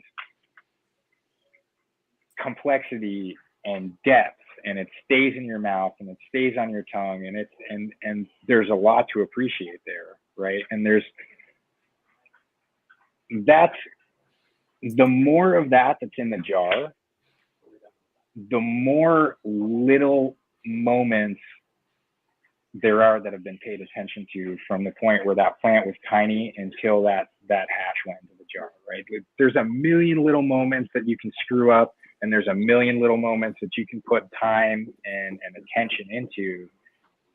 And that's the story that I always am trying to tell, right? Is that, like, all of these little things are what go into this jar that you know, some people suck down in half a day or something like that. But it's like, it really is like, there's so much that goes into these jars that, like, you know, everybody that's producing this like higher quality solventless product, you don't get that without caring. You don't get that without putting the love in. You just don't, you know. And it really is all those tiny little complexities and variances, like those, that all comes from putting the time and the effort and the love into the crop, and then also, you know, the process of making the hash too. What do you think is something that's often, overlooked by up and coming or younger hash makers? What's one thing you see that there's often could be improved upon? Well, I think one of the things for young hash makers, I think, first of all, don't chase yields, because right now there's a certain amount of like really, really well yielding flavors, right? And so it's like if you're chasing the yields, you're going to end up with a pretty homogenous like flavor profile in your menu when compared to like other brands, right? And so keeping your stuff different, which means not washing GMO, not washing only GMO, not washing only papaya cake, not washing only Kens, not washing only cookies and cream, all these ones that just like are production strain. Don't chase those ones. I think menu selection is a big thing, right? And then also being able to control where your inputs come from, I think is probably the biggest thing. If you're not growing your own stuff, you got to cozy up to some grower that really knows what they're doing, because you're never going to be able to produce good hash unless you have good starting material, right? And it's like I was saying before, you're never going to be able to have good starting material if you don't have somebody that's putting in that attention and that energy and that focus into really understanding what's going on with their crop. And so I think if you're not growing your own stuff, then building a relationship with the people that are growing your stuff, so that number one, you can tailor a menu, and number two, you have a lot more information about what's going on with that product. Because when you're in touch with the material that's going in, then you can make different decisions about like how you're going to wash it, right? Like if you know something's a super melty strain and it's gonna dump a lot in the 90 or the 120, well then maybe you do a bunch of quick spins and you forget about your longer later spins. And you just try and collect that melt, and you say forget, like put the 70 down into the 45 and just go after the melt, and like that kind of stuff.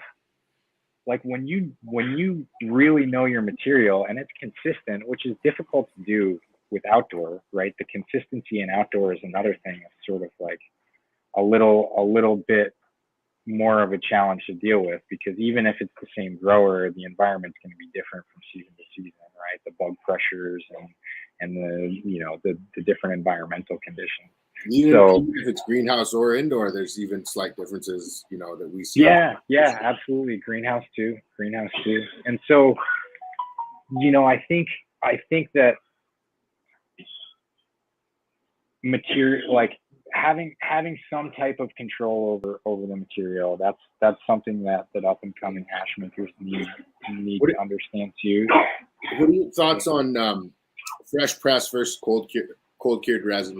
Like do you lean one side or the other? Yeah, I mean, my thoughts on fresh press are, I understand why people like fresh press. I think the real connoisseurs like to see how it cures up, and then they like to play with it after it cures up to whip it up and see how it whips. And like me personally,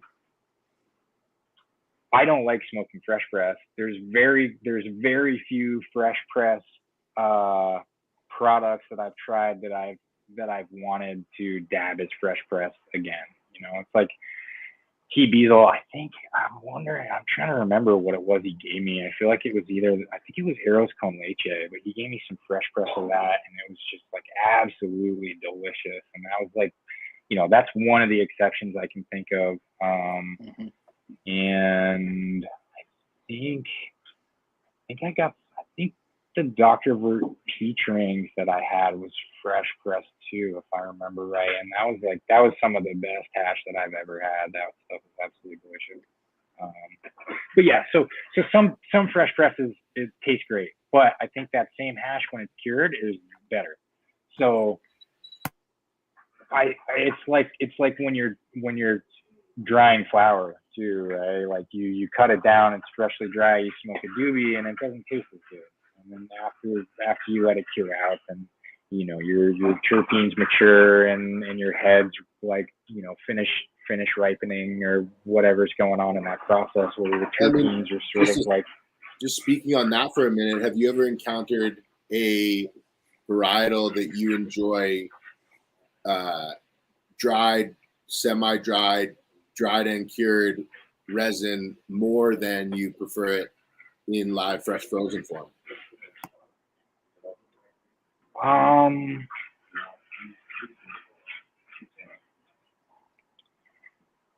Yeah, I'm definitely, but typically those are the ones that like don't wash super well, right? So it's like the resin just like either it's super greasy, so it carries something through with it, so it might be like a little dirty or something like that, and it's not as high of a quality. Or I'm trying to think if there's like stuff that I really enjoy, besides the ones that don't wash, that I really enjoy as flour more than hash.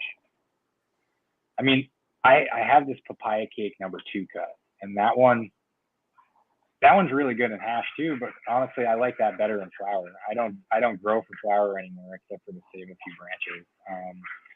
And then actually this Guava Z, my Guava Z #7 from Bloom Seed Co., I hunted that 2 years ago, and that one has an absolutely phenomenal taste. But like the resin from that is a little bit drier, and so I don't quite like it for solventless as much. But the flour on that is phenomenal. It almost has like a cheesy armpit kind of taste. It's good. I've already heard you talk about grabbing the melt, but where do you stand on that whole melt versus rosin spectrum? Do you pull a lot of melt, or do you just save that for special occasions? So in my process, basically when we're washing, we're pulling the melt bag. So like the 90 and the 120, we pull the 120 on every wash, but we pull the 90 on the first wash, and then sometimes if it's going to yield big in the melt bags, we'll pull it on the second wash too.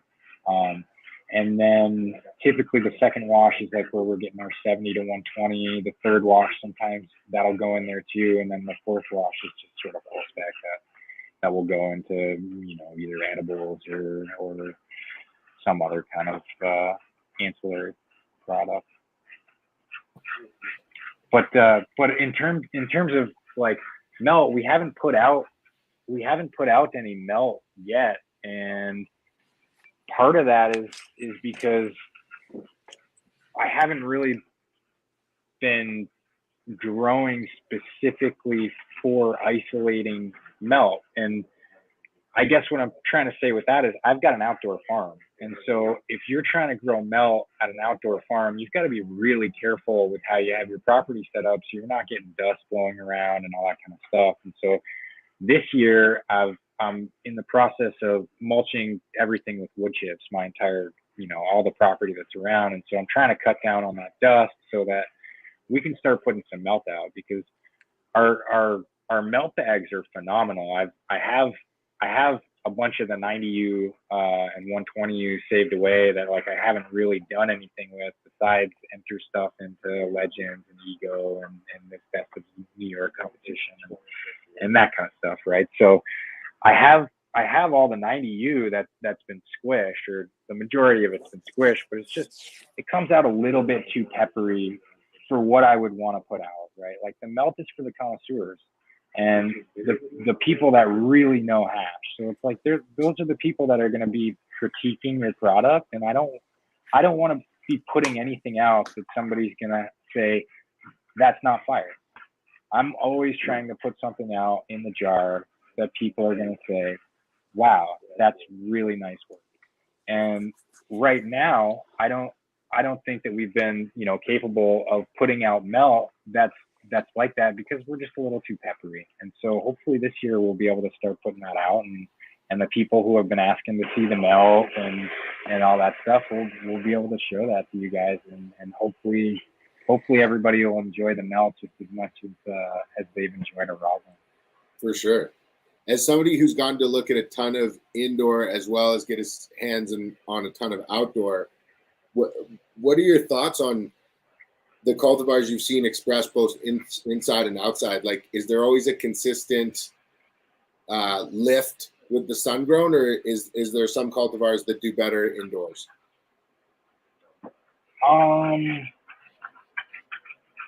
I have a biased opinion, right? And it's because I'm an outdoor farmer. I think that as a whole, sun-grown outdoor farmed resin is of higher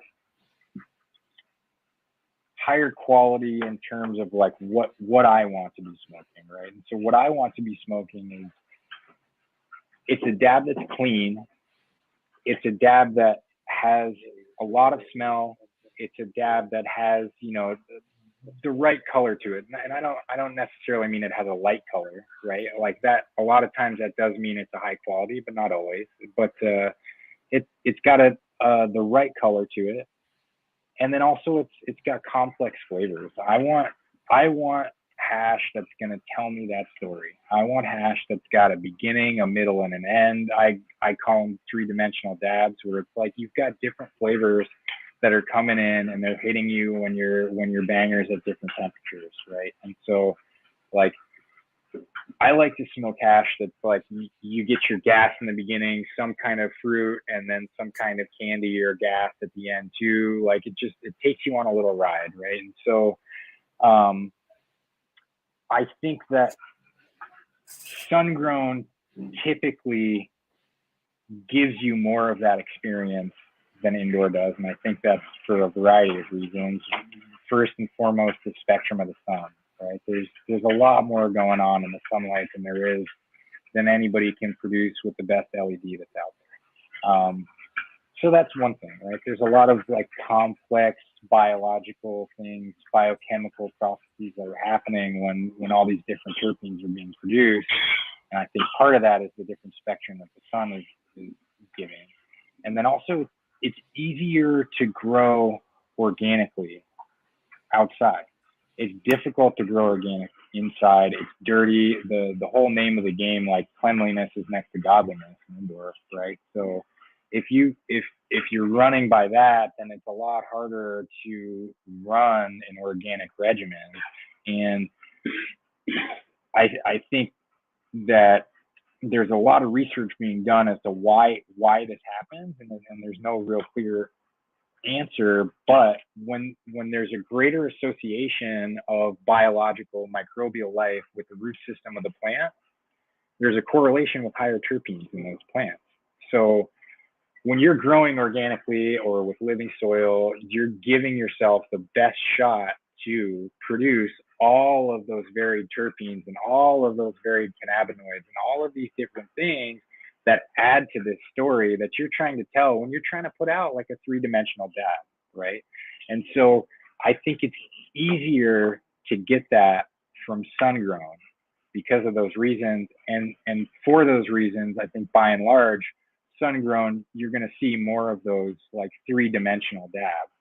And then that's not to say you can't get it with indoor. I've had, you know, arguably the best hash I've ever smoked has been indoor, right? Like that Dr. Who peach rings, that shit still, I don't know, it was like a year and a half ago I smoked it and I'm still like talking about it, right? That stuff is absolutely delicious.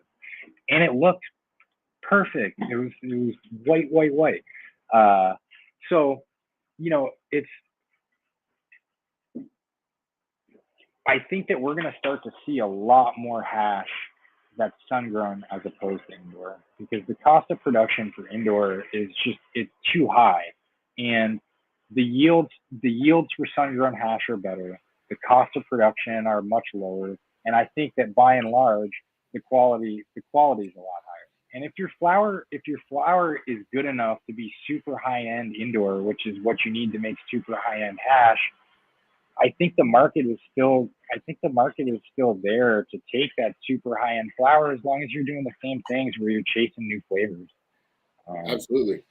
Speaking to cost of production, do you feel that there's a ceiling in quality that can't be exceeded by these commercial machines that we're seeing? We're seeing a rise in a number of different pieces of hash equipment, solventless focused equipment, from Whistler Tech to the Axis to the Icon to the Osprey to the Hashatron to the Hashtag. Have you had a chance to look at any of these machines, and what are your thoughts on them? Yeah, I've had a chance to check them out, but never really used them myself. Just, I've got friends that have them, and then of course, like at all the events and stuff, you see the demonstrations going on. So I've seen them work, and I've seen the hash that comes out of them, right? And they make great hash. They really do. I think that with the machines, it's similar with a lot of things. Is once you start to automate, it allows you to divert your focus. And so if you're diverting your focus and you're not paying attention to the things that need to be paid attention to, then you're probably going to have your quality suffer a little bit, right? So it's like, it's not, if you use the machine as the tool that it's meant to be, and you're still doing all of those other little things that you're really paying attention to, I think that, yeah, you can make very, very good hash. I think that, like, if you've got somebody that's sitting there in front of a trash can with an ore and they're stirring and they're hands on, they're feeling what's going on. They're feeling what's going on in that wash. They're watching it with their eyes. They're smelling it. It's like, more of your senses come into play. You're more invested with your energy and your focus into what's going on there, and so that's going to allow you to make sure that all of the little steps, all of those little moments that go into creating these three-dimensional dabs, all of those are taking place, so that you can give the best representation of what the farmer did. And I think that's sort of, my idea of the hash maker is like the best hash maker. You shouldn't be able to tell anything. The job of the hash maker is to leave no trace, right? Like you're trying to not put your imprint on the product that comes out. You're trying to make that come through in the most pure way, in the way that the plant expressed it, right? And so if you're doing your job as a hash maker, you're really just like silencing your involvement in the whole thing. It's like you're just trying to highlight what the grower and what the plant cooperatively did together, right? So as a hash maker, it's like the best hash makers are the ones that like leave no trace. You can't tell that anything was done. There's nothing there, right? Absolutely. So, what we're seeing a very much a rise in popularity of resin mixing and blending. Either pre and post or post wash. Is that something that you're a supporter of, or what are your thoughts on that matter? Yeah, absolutely. I'm a supporter of it, and I think, I don't know, people that are familiar with Swollen Heads, they know that we do a lot of blends. I'd say more than half of the flavors that I put out are blends.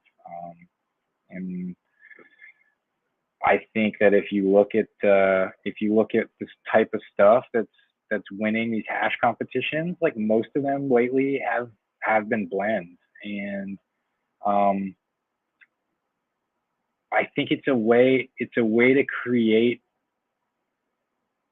different narratives with sort of like those same story elements, I guess, right? So it's like, if you're trying to tell a story with your dab, then you can use these different story elements to create totally different stories. And in doing that, you're also being efficient with the stuff that you're producing off your farm, right? Which is also another important thing for people like me. I'm a small farmer, so I have to maximize like every little decision that I make. So it's like, if I can make, so for example, last season I grew 25 individual flavors, and then there's different phenos in that, and then I sourced like another 20 flavors on top of that, individual flavors.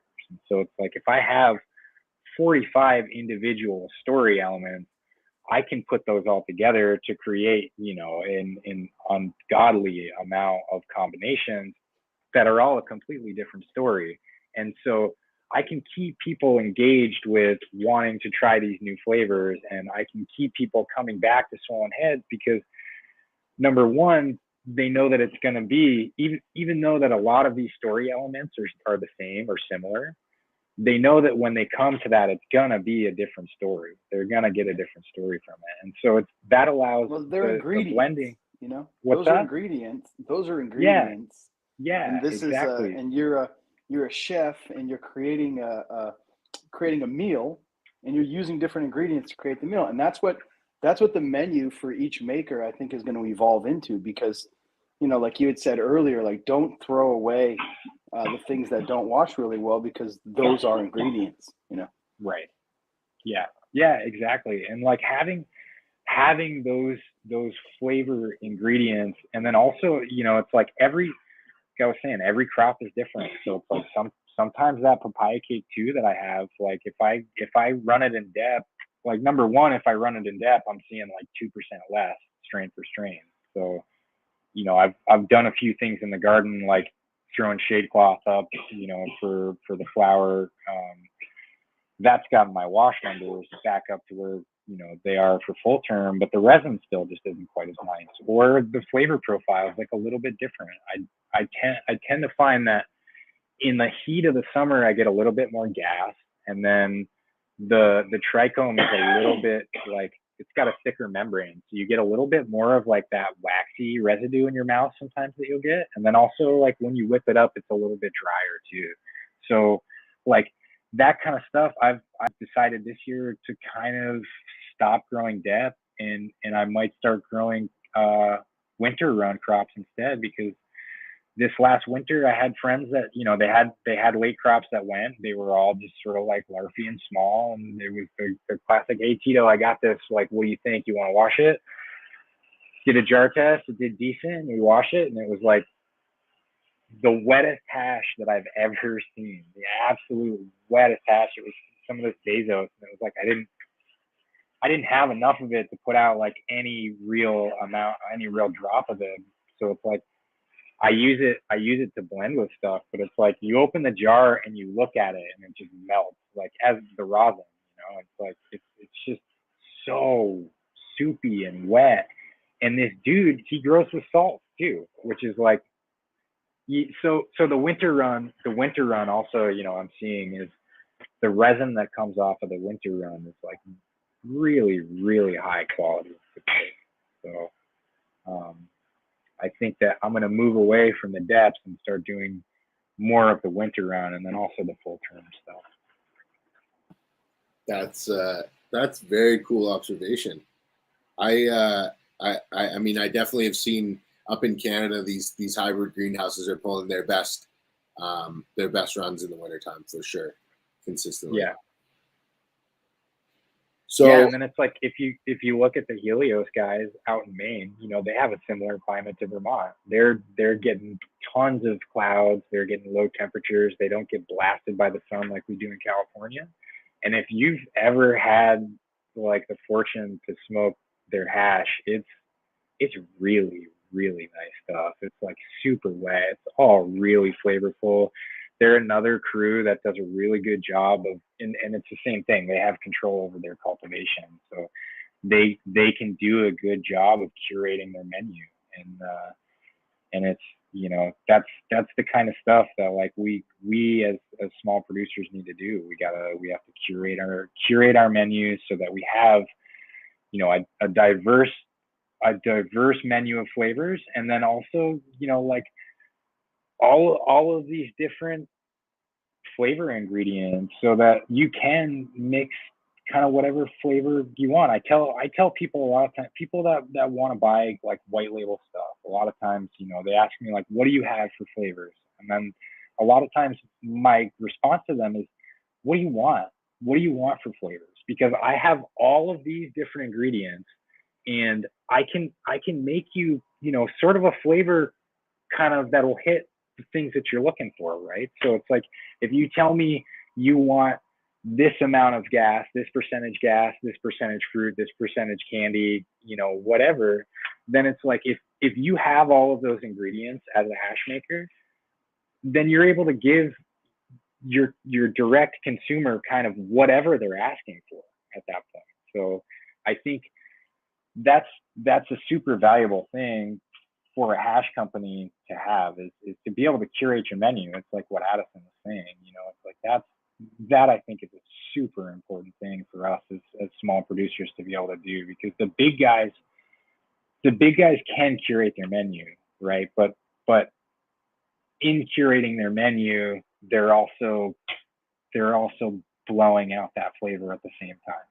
So it's like if we're able to curate our menus to sort of like stay ahead of the curve from these big producers, then I think we're going to do fine. And it's just sort of understanding how we fit into this market now that everything is becoming flooded out, and getting out and being able to tell our story, and just sort of like, you know, allow people to understand like what's going into this, you know. And it's like, we're just people. We're people that like growing weed, that like making hash, that like smoking weed, that, you know, and yeah, the support of the people that also like smoking weed and smoking hash and enjoy the culture. It's like that means everything to us as small producers. And so, you know, I think just getting the consumers to recognize that, and that we do put a lot of effort into making sure that we're providing an experience to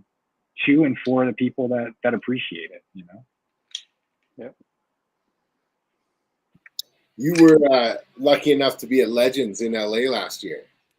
Yeah. Can you talk a little bit about what that was like? I actually get to go this year, so I'd love to hear, you know, I'm asking everyone, I'm like, what was your experience like? So tell everybody listening what Legends is like for you. Yeah, Legends was really cool, actually, because that was sort of like the first sort of industry event that I went to. And I think that we had started cranking out like quite a few flavors, and it was just like, you know, I was doing drops of new flavors like every 2 or 3 weeks or something. And it was like, I started getting all this chatter on Instagram. I was just sort of like, where did you guys come from? Like what the hell? You know, all your shit's fire. Like, what's going on? Who are you guys? Like, and all this stuff. And it was, you know, nobody really knew who we were, with the exception of just like, you know, a few of the people up in Trinity County and even some of them, like, had no idea. I got DMs from some of them that were like, "Oh, you're in Trinity? We should link up." And I was like, "Dude, it's Tito. Come on." Like, I'm here, bro. Yeah. That's how I tried your honey bananas first. Yeah. That was like the first thing I had ever tried. And then it was like everything else I tried after that, I was like, dude, everything's fucking fire. And then I think just shortly after that, I was like, oh shit, I got to reach out to these dudes for Legends for sure. So yeah, I was stoked that you were able to come out and participate with us for sure. So I think the first time you and I spoke about it, I was down in Belize. Actually, I was down there for my lady's birthday, and it was like this sort of first time where it was like somebody in the industry wanted something to do with Swollen Heads, and it was just like it was a really, really like validating sort of experience where it was just like, oh shit, okay, all right, like we're starting to get somewhere. This is cool.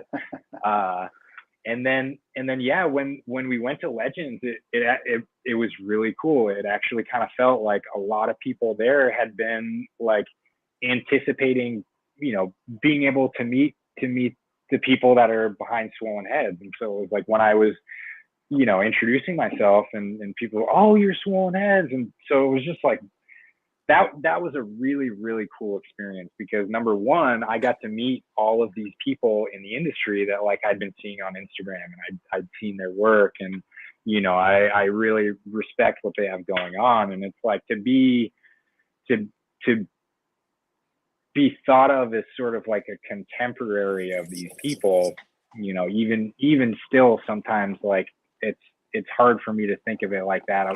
My buddies are always just like, dude, Tito, you got to stop thinking of like you're your shit's, you're a top tier producer. So, but like even just being there, like thought of as a contemporary of some of these guys that have been doing this for a really long time and really, by and large paved the way for me to be able to quickly make an impact on the industry, right? Which is, I guess, really the mind-boggling part to me is that, like I really have now at this point been able to make an impact on the industry. And it's like, you guys are talking to me on a podcast right now.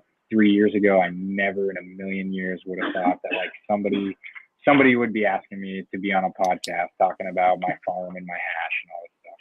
Right? So it's really cool. And Legends, I got that same kind of vibe, right? Where it was just like, whoa, this is really cool. This is awesome. Like people are digging this shit, because it's like, it started out as just a couple of yahoos pulling tarps on the side of a mountain, and it's like to go from that to coming out and having some of these bigger players in the industry, like, just being here in New York and giving jars to people to try some of the dabs, and they'd be like, oh, I tried the papaya melon mints from you guys, and I still remember that one, that was amazing.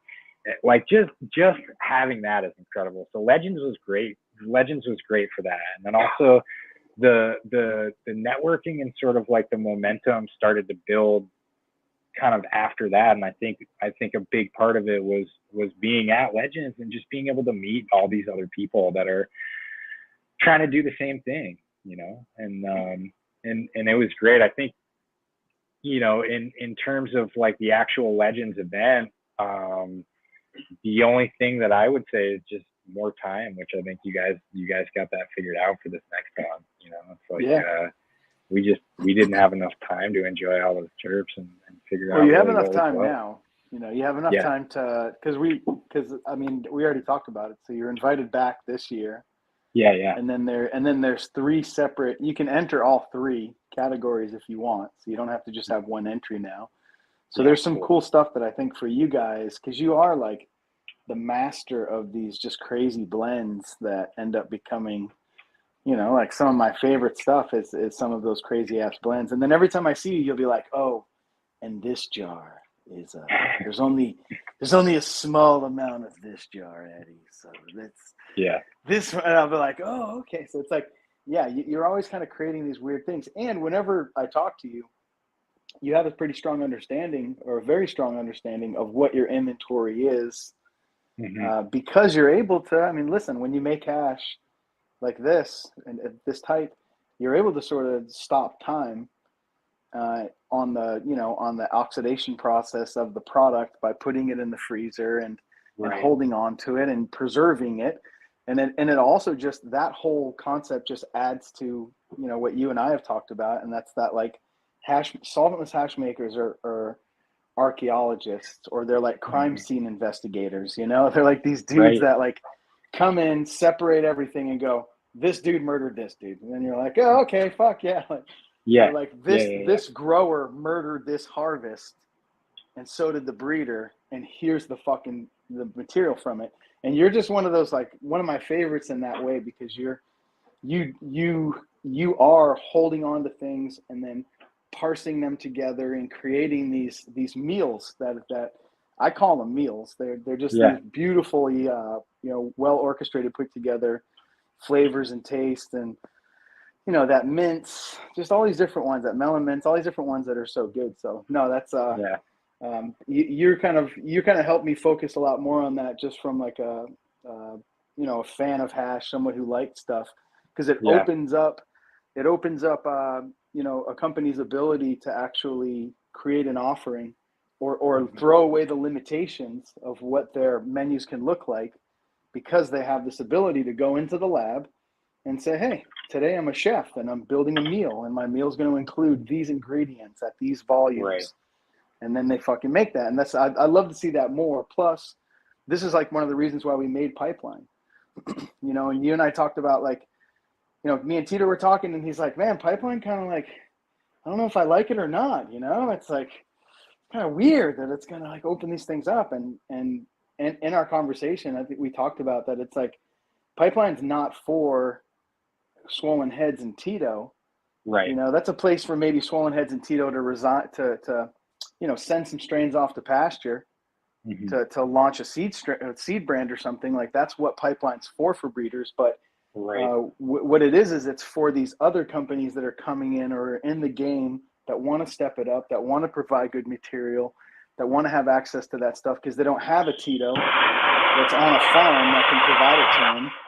So it's, you know, it's kind of like in our conversation, I think by the end of it, he was like, oh, you know what? Like, yeah, that you are right. That it's not like it's not a bad thing for him because it is for like the larger end of the industry, the other side.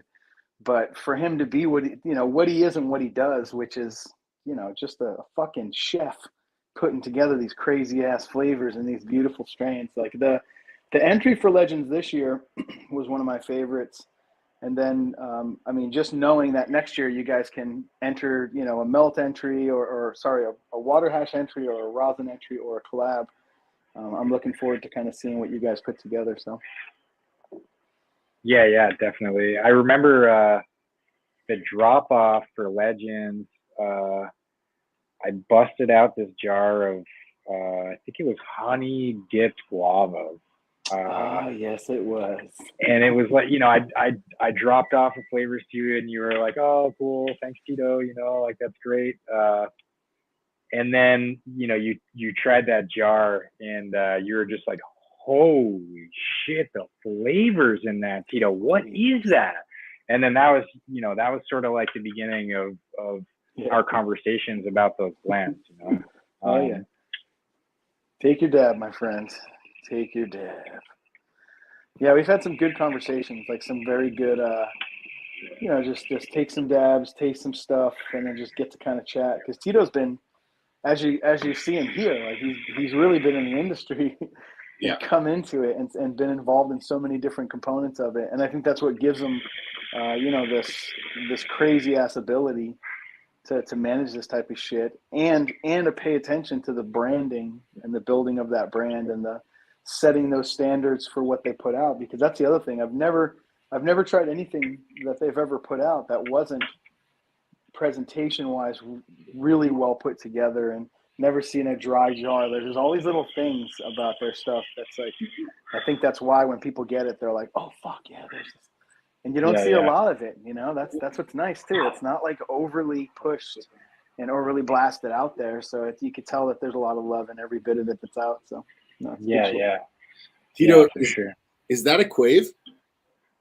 No, this isn't a quave. This is honestly, I don't remember now. This is a guy out of Russia, and I don't remember his name right now. But I went over to Cannabis, and I didn't bring a rig with me because I brought a bunch of hash, and I didn't want to do the whole like have rig and hash together type situation. So I just I needed a rig when I was there, and I scooped one up, and it was this. And now I feel like an asshole for not knowing who it was that blew it. It looked like it could have been a quave from yeah, no, it's Russian I'm not quave, that heady. bro. It's a Russian quave. This is that's a Robertson I have. That shout out to Dab Ab. I got that from him. But yeah, no, the glass thing, like, I'm just starting to get into the glass a little bit, and it's really mostly by osmosis, just from like being around all these people that, you know, the people that like heady hash like heady glass. And so I'm just sort of like absorbing the glass culture, you know, just from being in the hash culture, I guess. Oh, for sure. The two are so like, the two push one another so much. Yeah. And if there's a massive shift in one, you could see it affect the other. It's very interesting. It's a really kind of if you think about it, the glass evolutions in glass and consumption are what's always pushed for the next, you know, evolution for the processing, and vice versa. Like they keep pushing each other. It's like, oh, now there's a lot of batter, and and now there's fucking these crazy nails, and it just keeps going back and forth. It's a cool ass tennis game to watch if you know what the fuck you're looking at. That's Yeah. Is Mothership going to drop anything at the next show and the next Legends? The next Legends, Mothership's going to be there. They're one of the high end sponsors, and they're doing. From talking to Scott, they're doing a Legends series of for the design. Oh my! It'll be a graphic that's Legends, which will be like whatever the design is. So yeah, this is Scott and I. Have you seen the design? No, I haven't gotten to see it yet. Okay. That's what's cool about it. I'm looking forward to it. As soon as I do, I'm sure they're going to start sharing and marketing. So there'll be more marketing this year between Legends and Mothership, and then there's some other announcements with Mothership too. Cool. Very cool. Okay. So Tito, Legends. I wanted to kind of ask you, change gears a little bit and say, the overall cannabis market is in a pretty tough position right now. What are your thoughts over the next 3 years? Like, do you feel as though things are going to get better? Or do you feel like it's going to get worse before it gets better? I think it's going to. I mean, it's hard to think of it getting worse, but I think that it's either going to get worse or it's going to kind of be status quo like this for a little bit. Honestly, like I think that's what it is, and it's kind of like if you got the stomach for it, then get some, because now is the point in time where people are going to be giving up, and there's going to be there's going to be a scramble to get going before things go federally legal, and it's going to be a real big struggle for smaller producers to do that in the current climate right now, just because there's so much product on the market, and I think that smaller producers are going to have to be really smart with every decision that they make, and that from genetics to inputs that they put into their crop, and how they delegate different labor and all that kind of stuff, right? I think that all that is going to become essential to survive the next few years. I think that it's going to sort of, as everything evens out, the path for the smaller producers is going to become a little bit more clear as to how we thrive rather than just survive. But right now, it's like I think for smaller producers like myself and most of my friends that are most of these hash brands that people are smoking out there, I think we just got to get better. Really, I think that's all there is to it. I think we have to get better, and we got to have a strong stomach. Really, I think we got to be tough, and we got to be good. I think that, I don't know. I'm ready for it. I'm still all in. So that's what we need, man. That's what we need. We need to help each other level up. In the last 5 years, what would you say your proudest achievement has been, either inside or outside of cannabis? Man.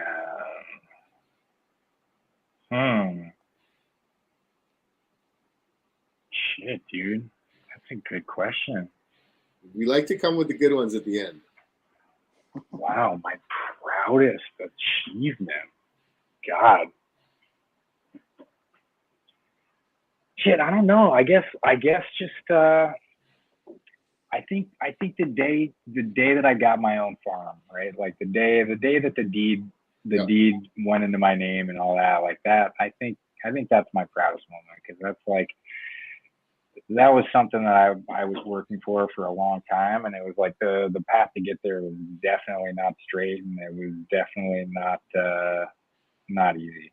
So I think that's probably my proudest achievement so far, I guess. I don't know. Other than the people that you'd mentioned previously, or the individual who got you into solventless, have there been any other individuals on your journey that have been instrumental in you refining your skills, or would you say you're more or less self-taught? So I think after getting like the basics of the washing, the introduction to the washing, and that was sort of just like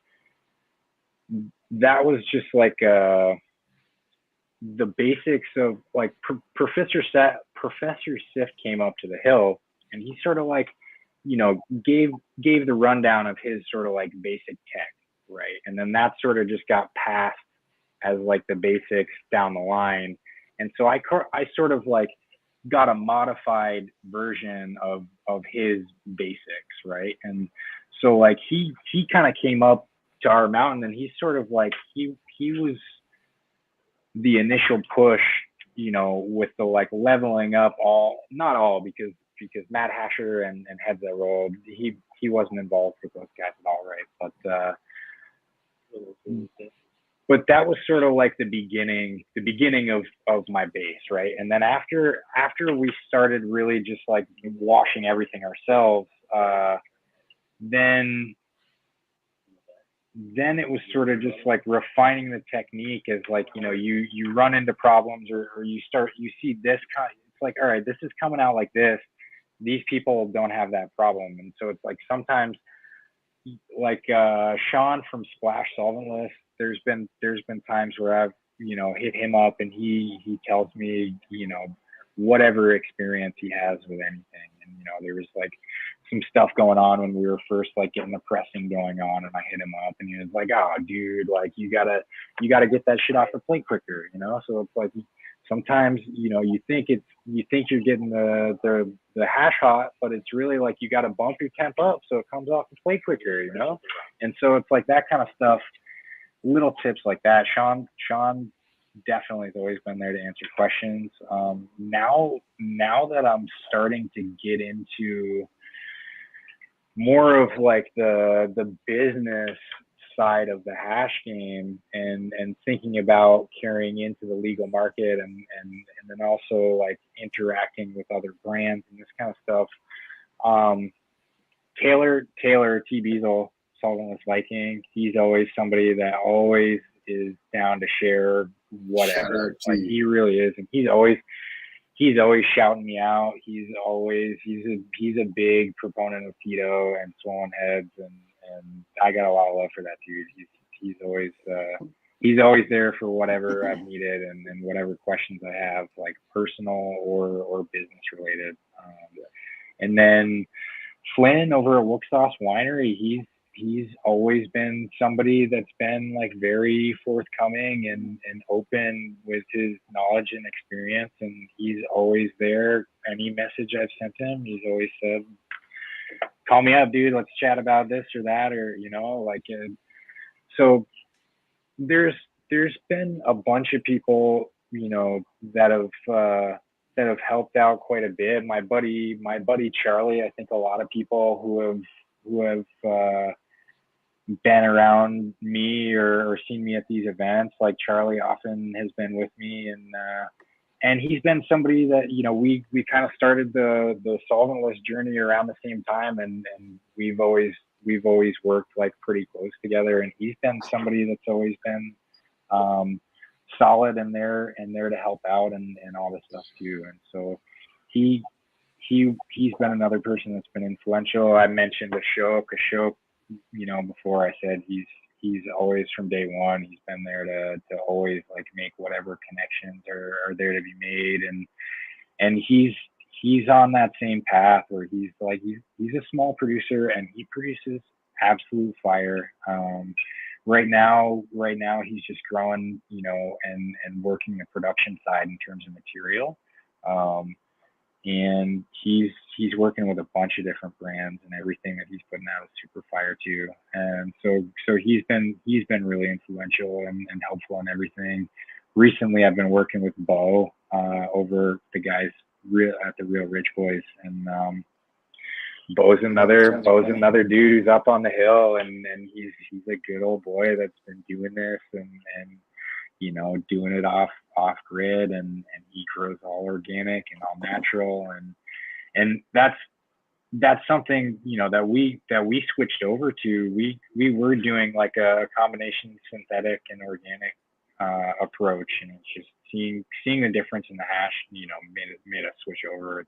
It's day and night obvious, and so Bo's over there, and he's growing all organic, living soil, and he's crushing away, and yeah, he's a great dude. Another person who I can call and ask whatever questions. I talk to him about the market a lot and what's going on with prices and what he's doing and what I'm doing and what we're thinking, and so it's really nice to have these people to work with that there's a level of camaraderie amongst the people that I really like working with that makes it possible to keep doing this kind of stuff. It's like without these guys that I'm talking about, like shit, I don't know, this whole thing looks a lot darker, so Yep. so it's real cool having like this crew that's there just for terps, band of brothers around the yeah turf. Yeah, absolutely. For sure. Yeah. What are you most excited about this year, either personally or professionally? Like, do you have some new projects you're working on, or anything that you want to announce right now? Yeah. So the things that I'm excited for this year, I guess personally, immediately, I'm about to go back to Vermont for the first time in like, I don't know, it's been 5 or 6 years, I think now. So I'm about to go back and check out Vermont. That's in like two days or something, like maybe even tomorrow. We'll see. But so yeah, that's super exciting. And then in terms of the work stuff, I'm gonna be starting to put out a lot more solventless pens. I just did the first round of them. We used the Tick Pro hardware, which it's okay. It's readily available. People know how to work with them, but I got some things in the works for some different hardware that's like a ceramic cell one, and so those should be coming out, relatively soon. I'm gonna keep pushing out some of the Tick Pros in the meantime, just to get the pens out there. I think they're a great way to get people transitioned from smoking flower into smoking solventless. I think it's a great little segue to get people into the hash market. So I'm going to start pushing those out, trying to get people a little bit more familiar with the brands and some more hash holes. I just did a collab with Rome Rolls Bars, and I'm going to do some other ones with some people. I think the guys over at Zonuts are doing a really good job. Their stuff is great too. So I think I'm gonna push out some of those in the different markets too. And then, like I was saying before, I haven't really done anything with all this 90U stuff and 120U stuff that I have set aside. So I'm gonna start a new line coming up here. I'm gonna call it the Heaviest Heads line, and that's gonna be all the 90 and 120 that I have put aside. It's all the first wash 90. So that should be coming out, and hopefully, I mean, I know everybody's really gonna like that stuff. And so that should be coming out. I'm gonna try to get that out in like the next, I don't know, month or so. I should have that going. And then the other thing is Taylor Solventless Viking. We got that 5150 collab that's coming out soon. We should be getting that going again. That might be out in the next month too, I'm pretty sure. And then in terms of flavors this year, I'm growing. I just picked up a new spot with a partner of mine, Max, out in Nevada County, and we've got all the hitters that I've hunted out in the years past that are growing out there. So, the Dark Rainbow, the Strawberry 2.1, Papaya Melons, the 90 Micron, a bunch of the ones that I've pulled out of seed packs. All the tried and true hitters, those are going out into production over in Nevada City, and then in Trinity, I'm running the same old song and dance with the Pheno Hunt. Just I'm going a little bit heavier with it this year. So the stuff I'm excited for with those, the Sour Rainbow from OG Naj.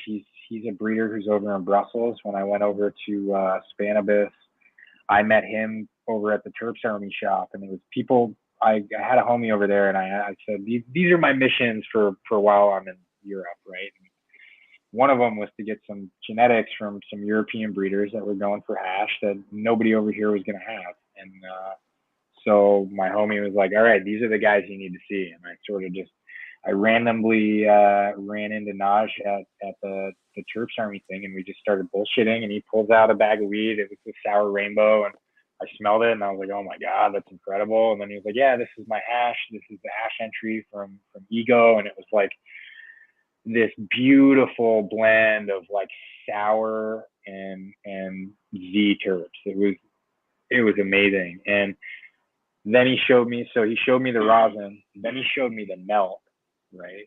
Then he had the seeds of it, and then he showed me the wash numbers.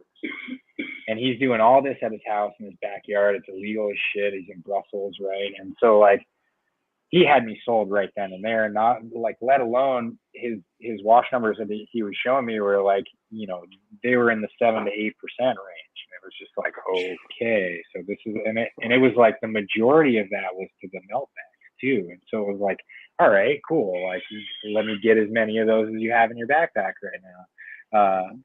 So that was really cool. I'm excited about his Sour Rainbow, and then another group over there who's producing some super high quality stuff, the Grateful Seed Co. I've got their Z Head, which is that's ZOZ from 3rd Gen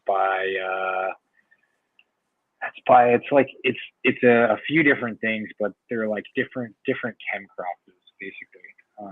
And so that one was like a funky garlic armpit like candy, I guess, basically. And that one was like, I remember trying that at Ego over there in Barcelona. That was one of the ones that just like, you hit it at these competitions. There's all these different categories where you give like a number for each different thing, right? High, like how high does it get you? That's one of them, right? So when you're smoking 30 dabs in a row, how the fuck are you supposed to tell how high this dab gets you, right? But for me, I do it based on like, does it get me high in a funky part, right? Can I feel that high in like a specific location? And it's like, I remember that stuff was just like, boom, top of the head and the forehead. And it just made me pour sweat immediately upon taking it. So I was like 10 out of 10. Dab sweats. But fuck yeah, so that I'm super excited about. I also got a Barbara's Pie from him that I'm running as well. And then, I've got some Beazle gear. Sorry, what was the last one? Barbara's Pie, and that's so that one's like a peachy flavor, and I'm forgetting what the genetics are. Is that Matt's work from Great Gardener? Is that no? So that's also from Grateful Seed Co. And they're out of I'm pretty sure they're Barcelona. So I grabbed their stuff and I'm running that. And then I made the first year that I had my own property, I picked out a few males, and one of them was a Donny Burger male, and I hit that to some pineapple upside down cake. I'm calling that Big Kahuna Burger. So we'll see if anything interesting comes out of that. I don't know. I figured I'd roll the dice on something I made myself. If something cool comes out of it, then maybe I can do something to work with it and start developing some kind of proprietary genetics that, you know, go along with that same ethos of like, you got to produce different and you got to be in control of your own material. So, so yeah, that's another thing that I'm kind of excited about too, is I've got a gang of males going at the house right now.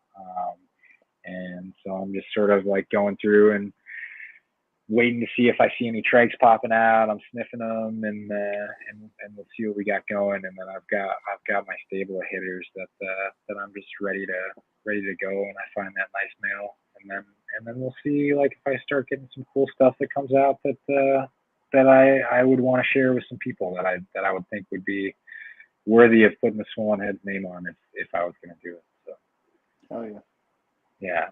And then the other thing also is, you know, I think that most people sort of realize as well that you know, a lot of brands that are on the traditional market, like it's working, but I think that there's not, like, you know, not a super secure future in that, right? And I think there at least is the potential of a secure future on the recreational market. And so, you know, we're exploring the different ways that makes sense for us to do that. And you know, hopefully by harvest time we've got that figured out, and maybe we can get some rec drops going for the people that like going into stores and they don't like doing things the traditional way. So that'd be great. Yeah. Hell yeah. Bro, Tito, we appreciate you coming on. What's the best way for people to get in touch with you? Hit me on Insta, Swollen Heads Hashco, and yeah, shoot me a DM. I try to run through the requests as often as I can, and I find the people who are not just asking for jars. That's, you know, don't just hit me up and ask me if I ship or that kind of shit. But yeah, if you got questions like, hey, dude, you know, what the hell is in this orangeade? Or like, dude, this Polly Pocket's on fire. I think I taste this, but like, what do we got going on in there? Hit me up. I answer those questions all the time. I try to be, you know, as open as I can with what I got going on, and I appreciate the people that like our stuff. So if you're digging it, hit me up, show some love, and absolutely, yeah, let's chat. So, well, again, thank you so much for coming on, Tito. We appreciate you taking the time, and yeah, man, we appreciate it. Thanks, everybody. See you at Legends. Yeah, see you at Legends, bro. Absolutely. Yeah, definitely. All right, thanks, guys. I appreciate it. Cheers, everyone. Don't forget to like and subscribe. Take it easy.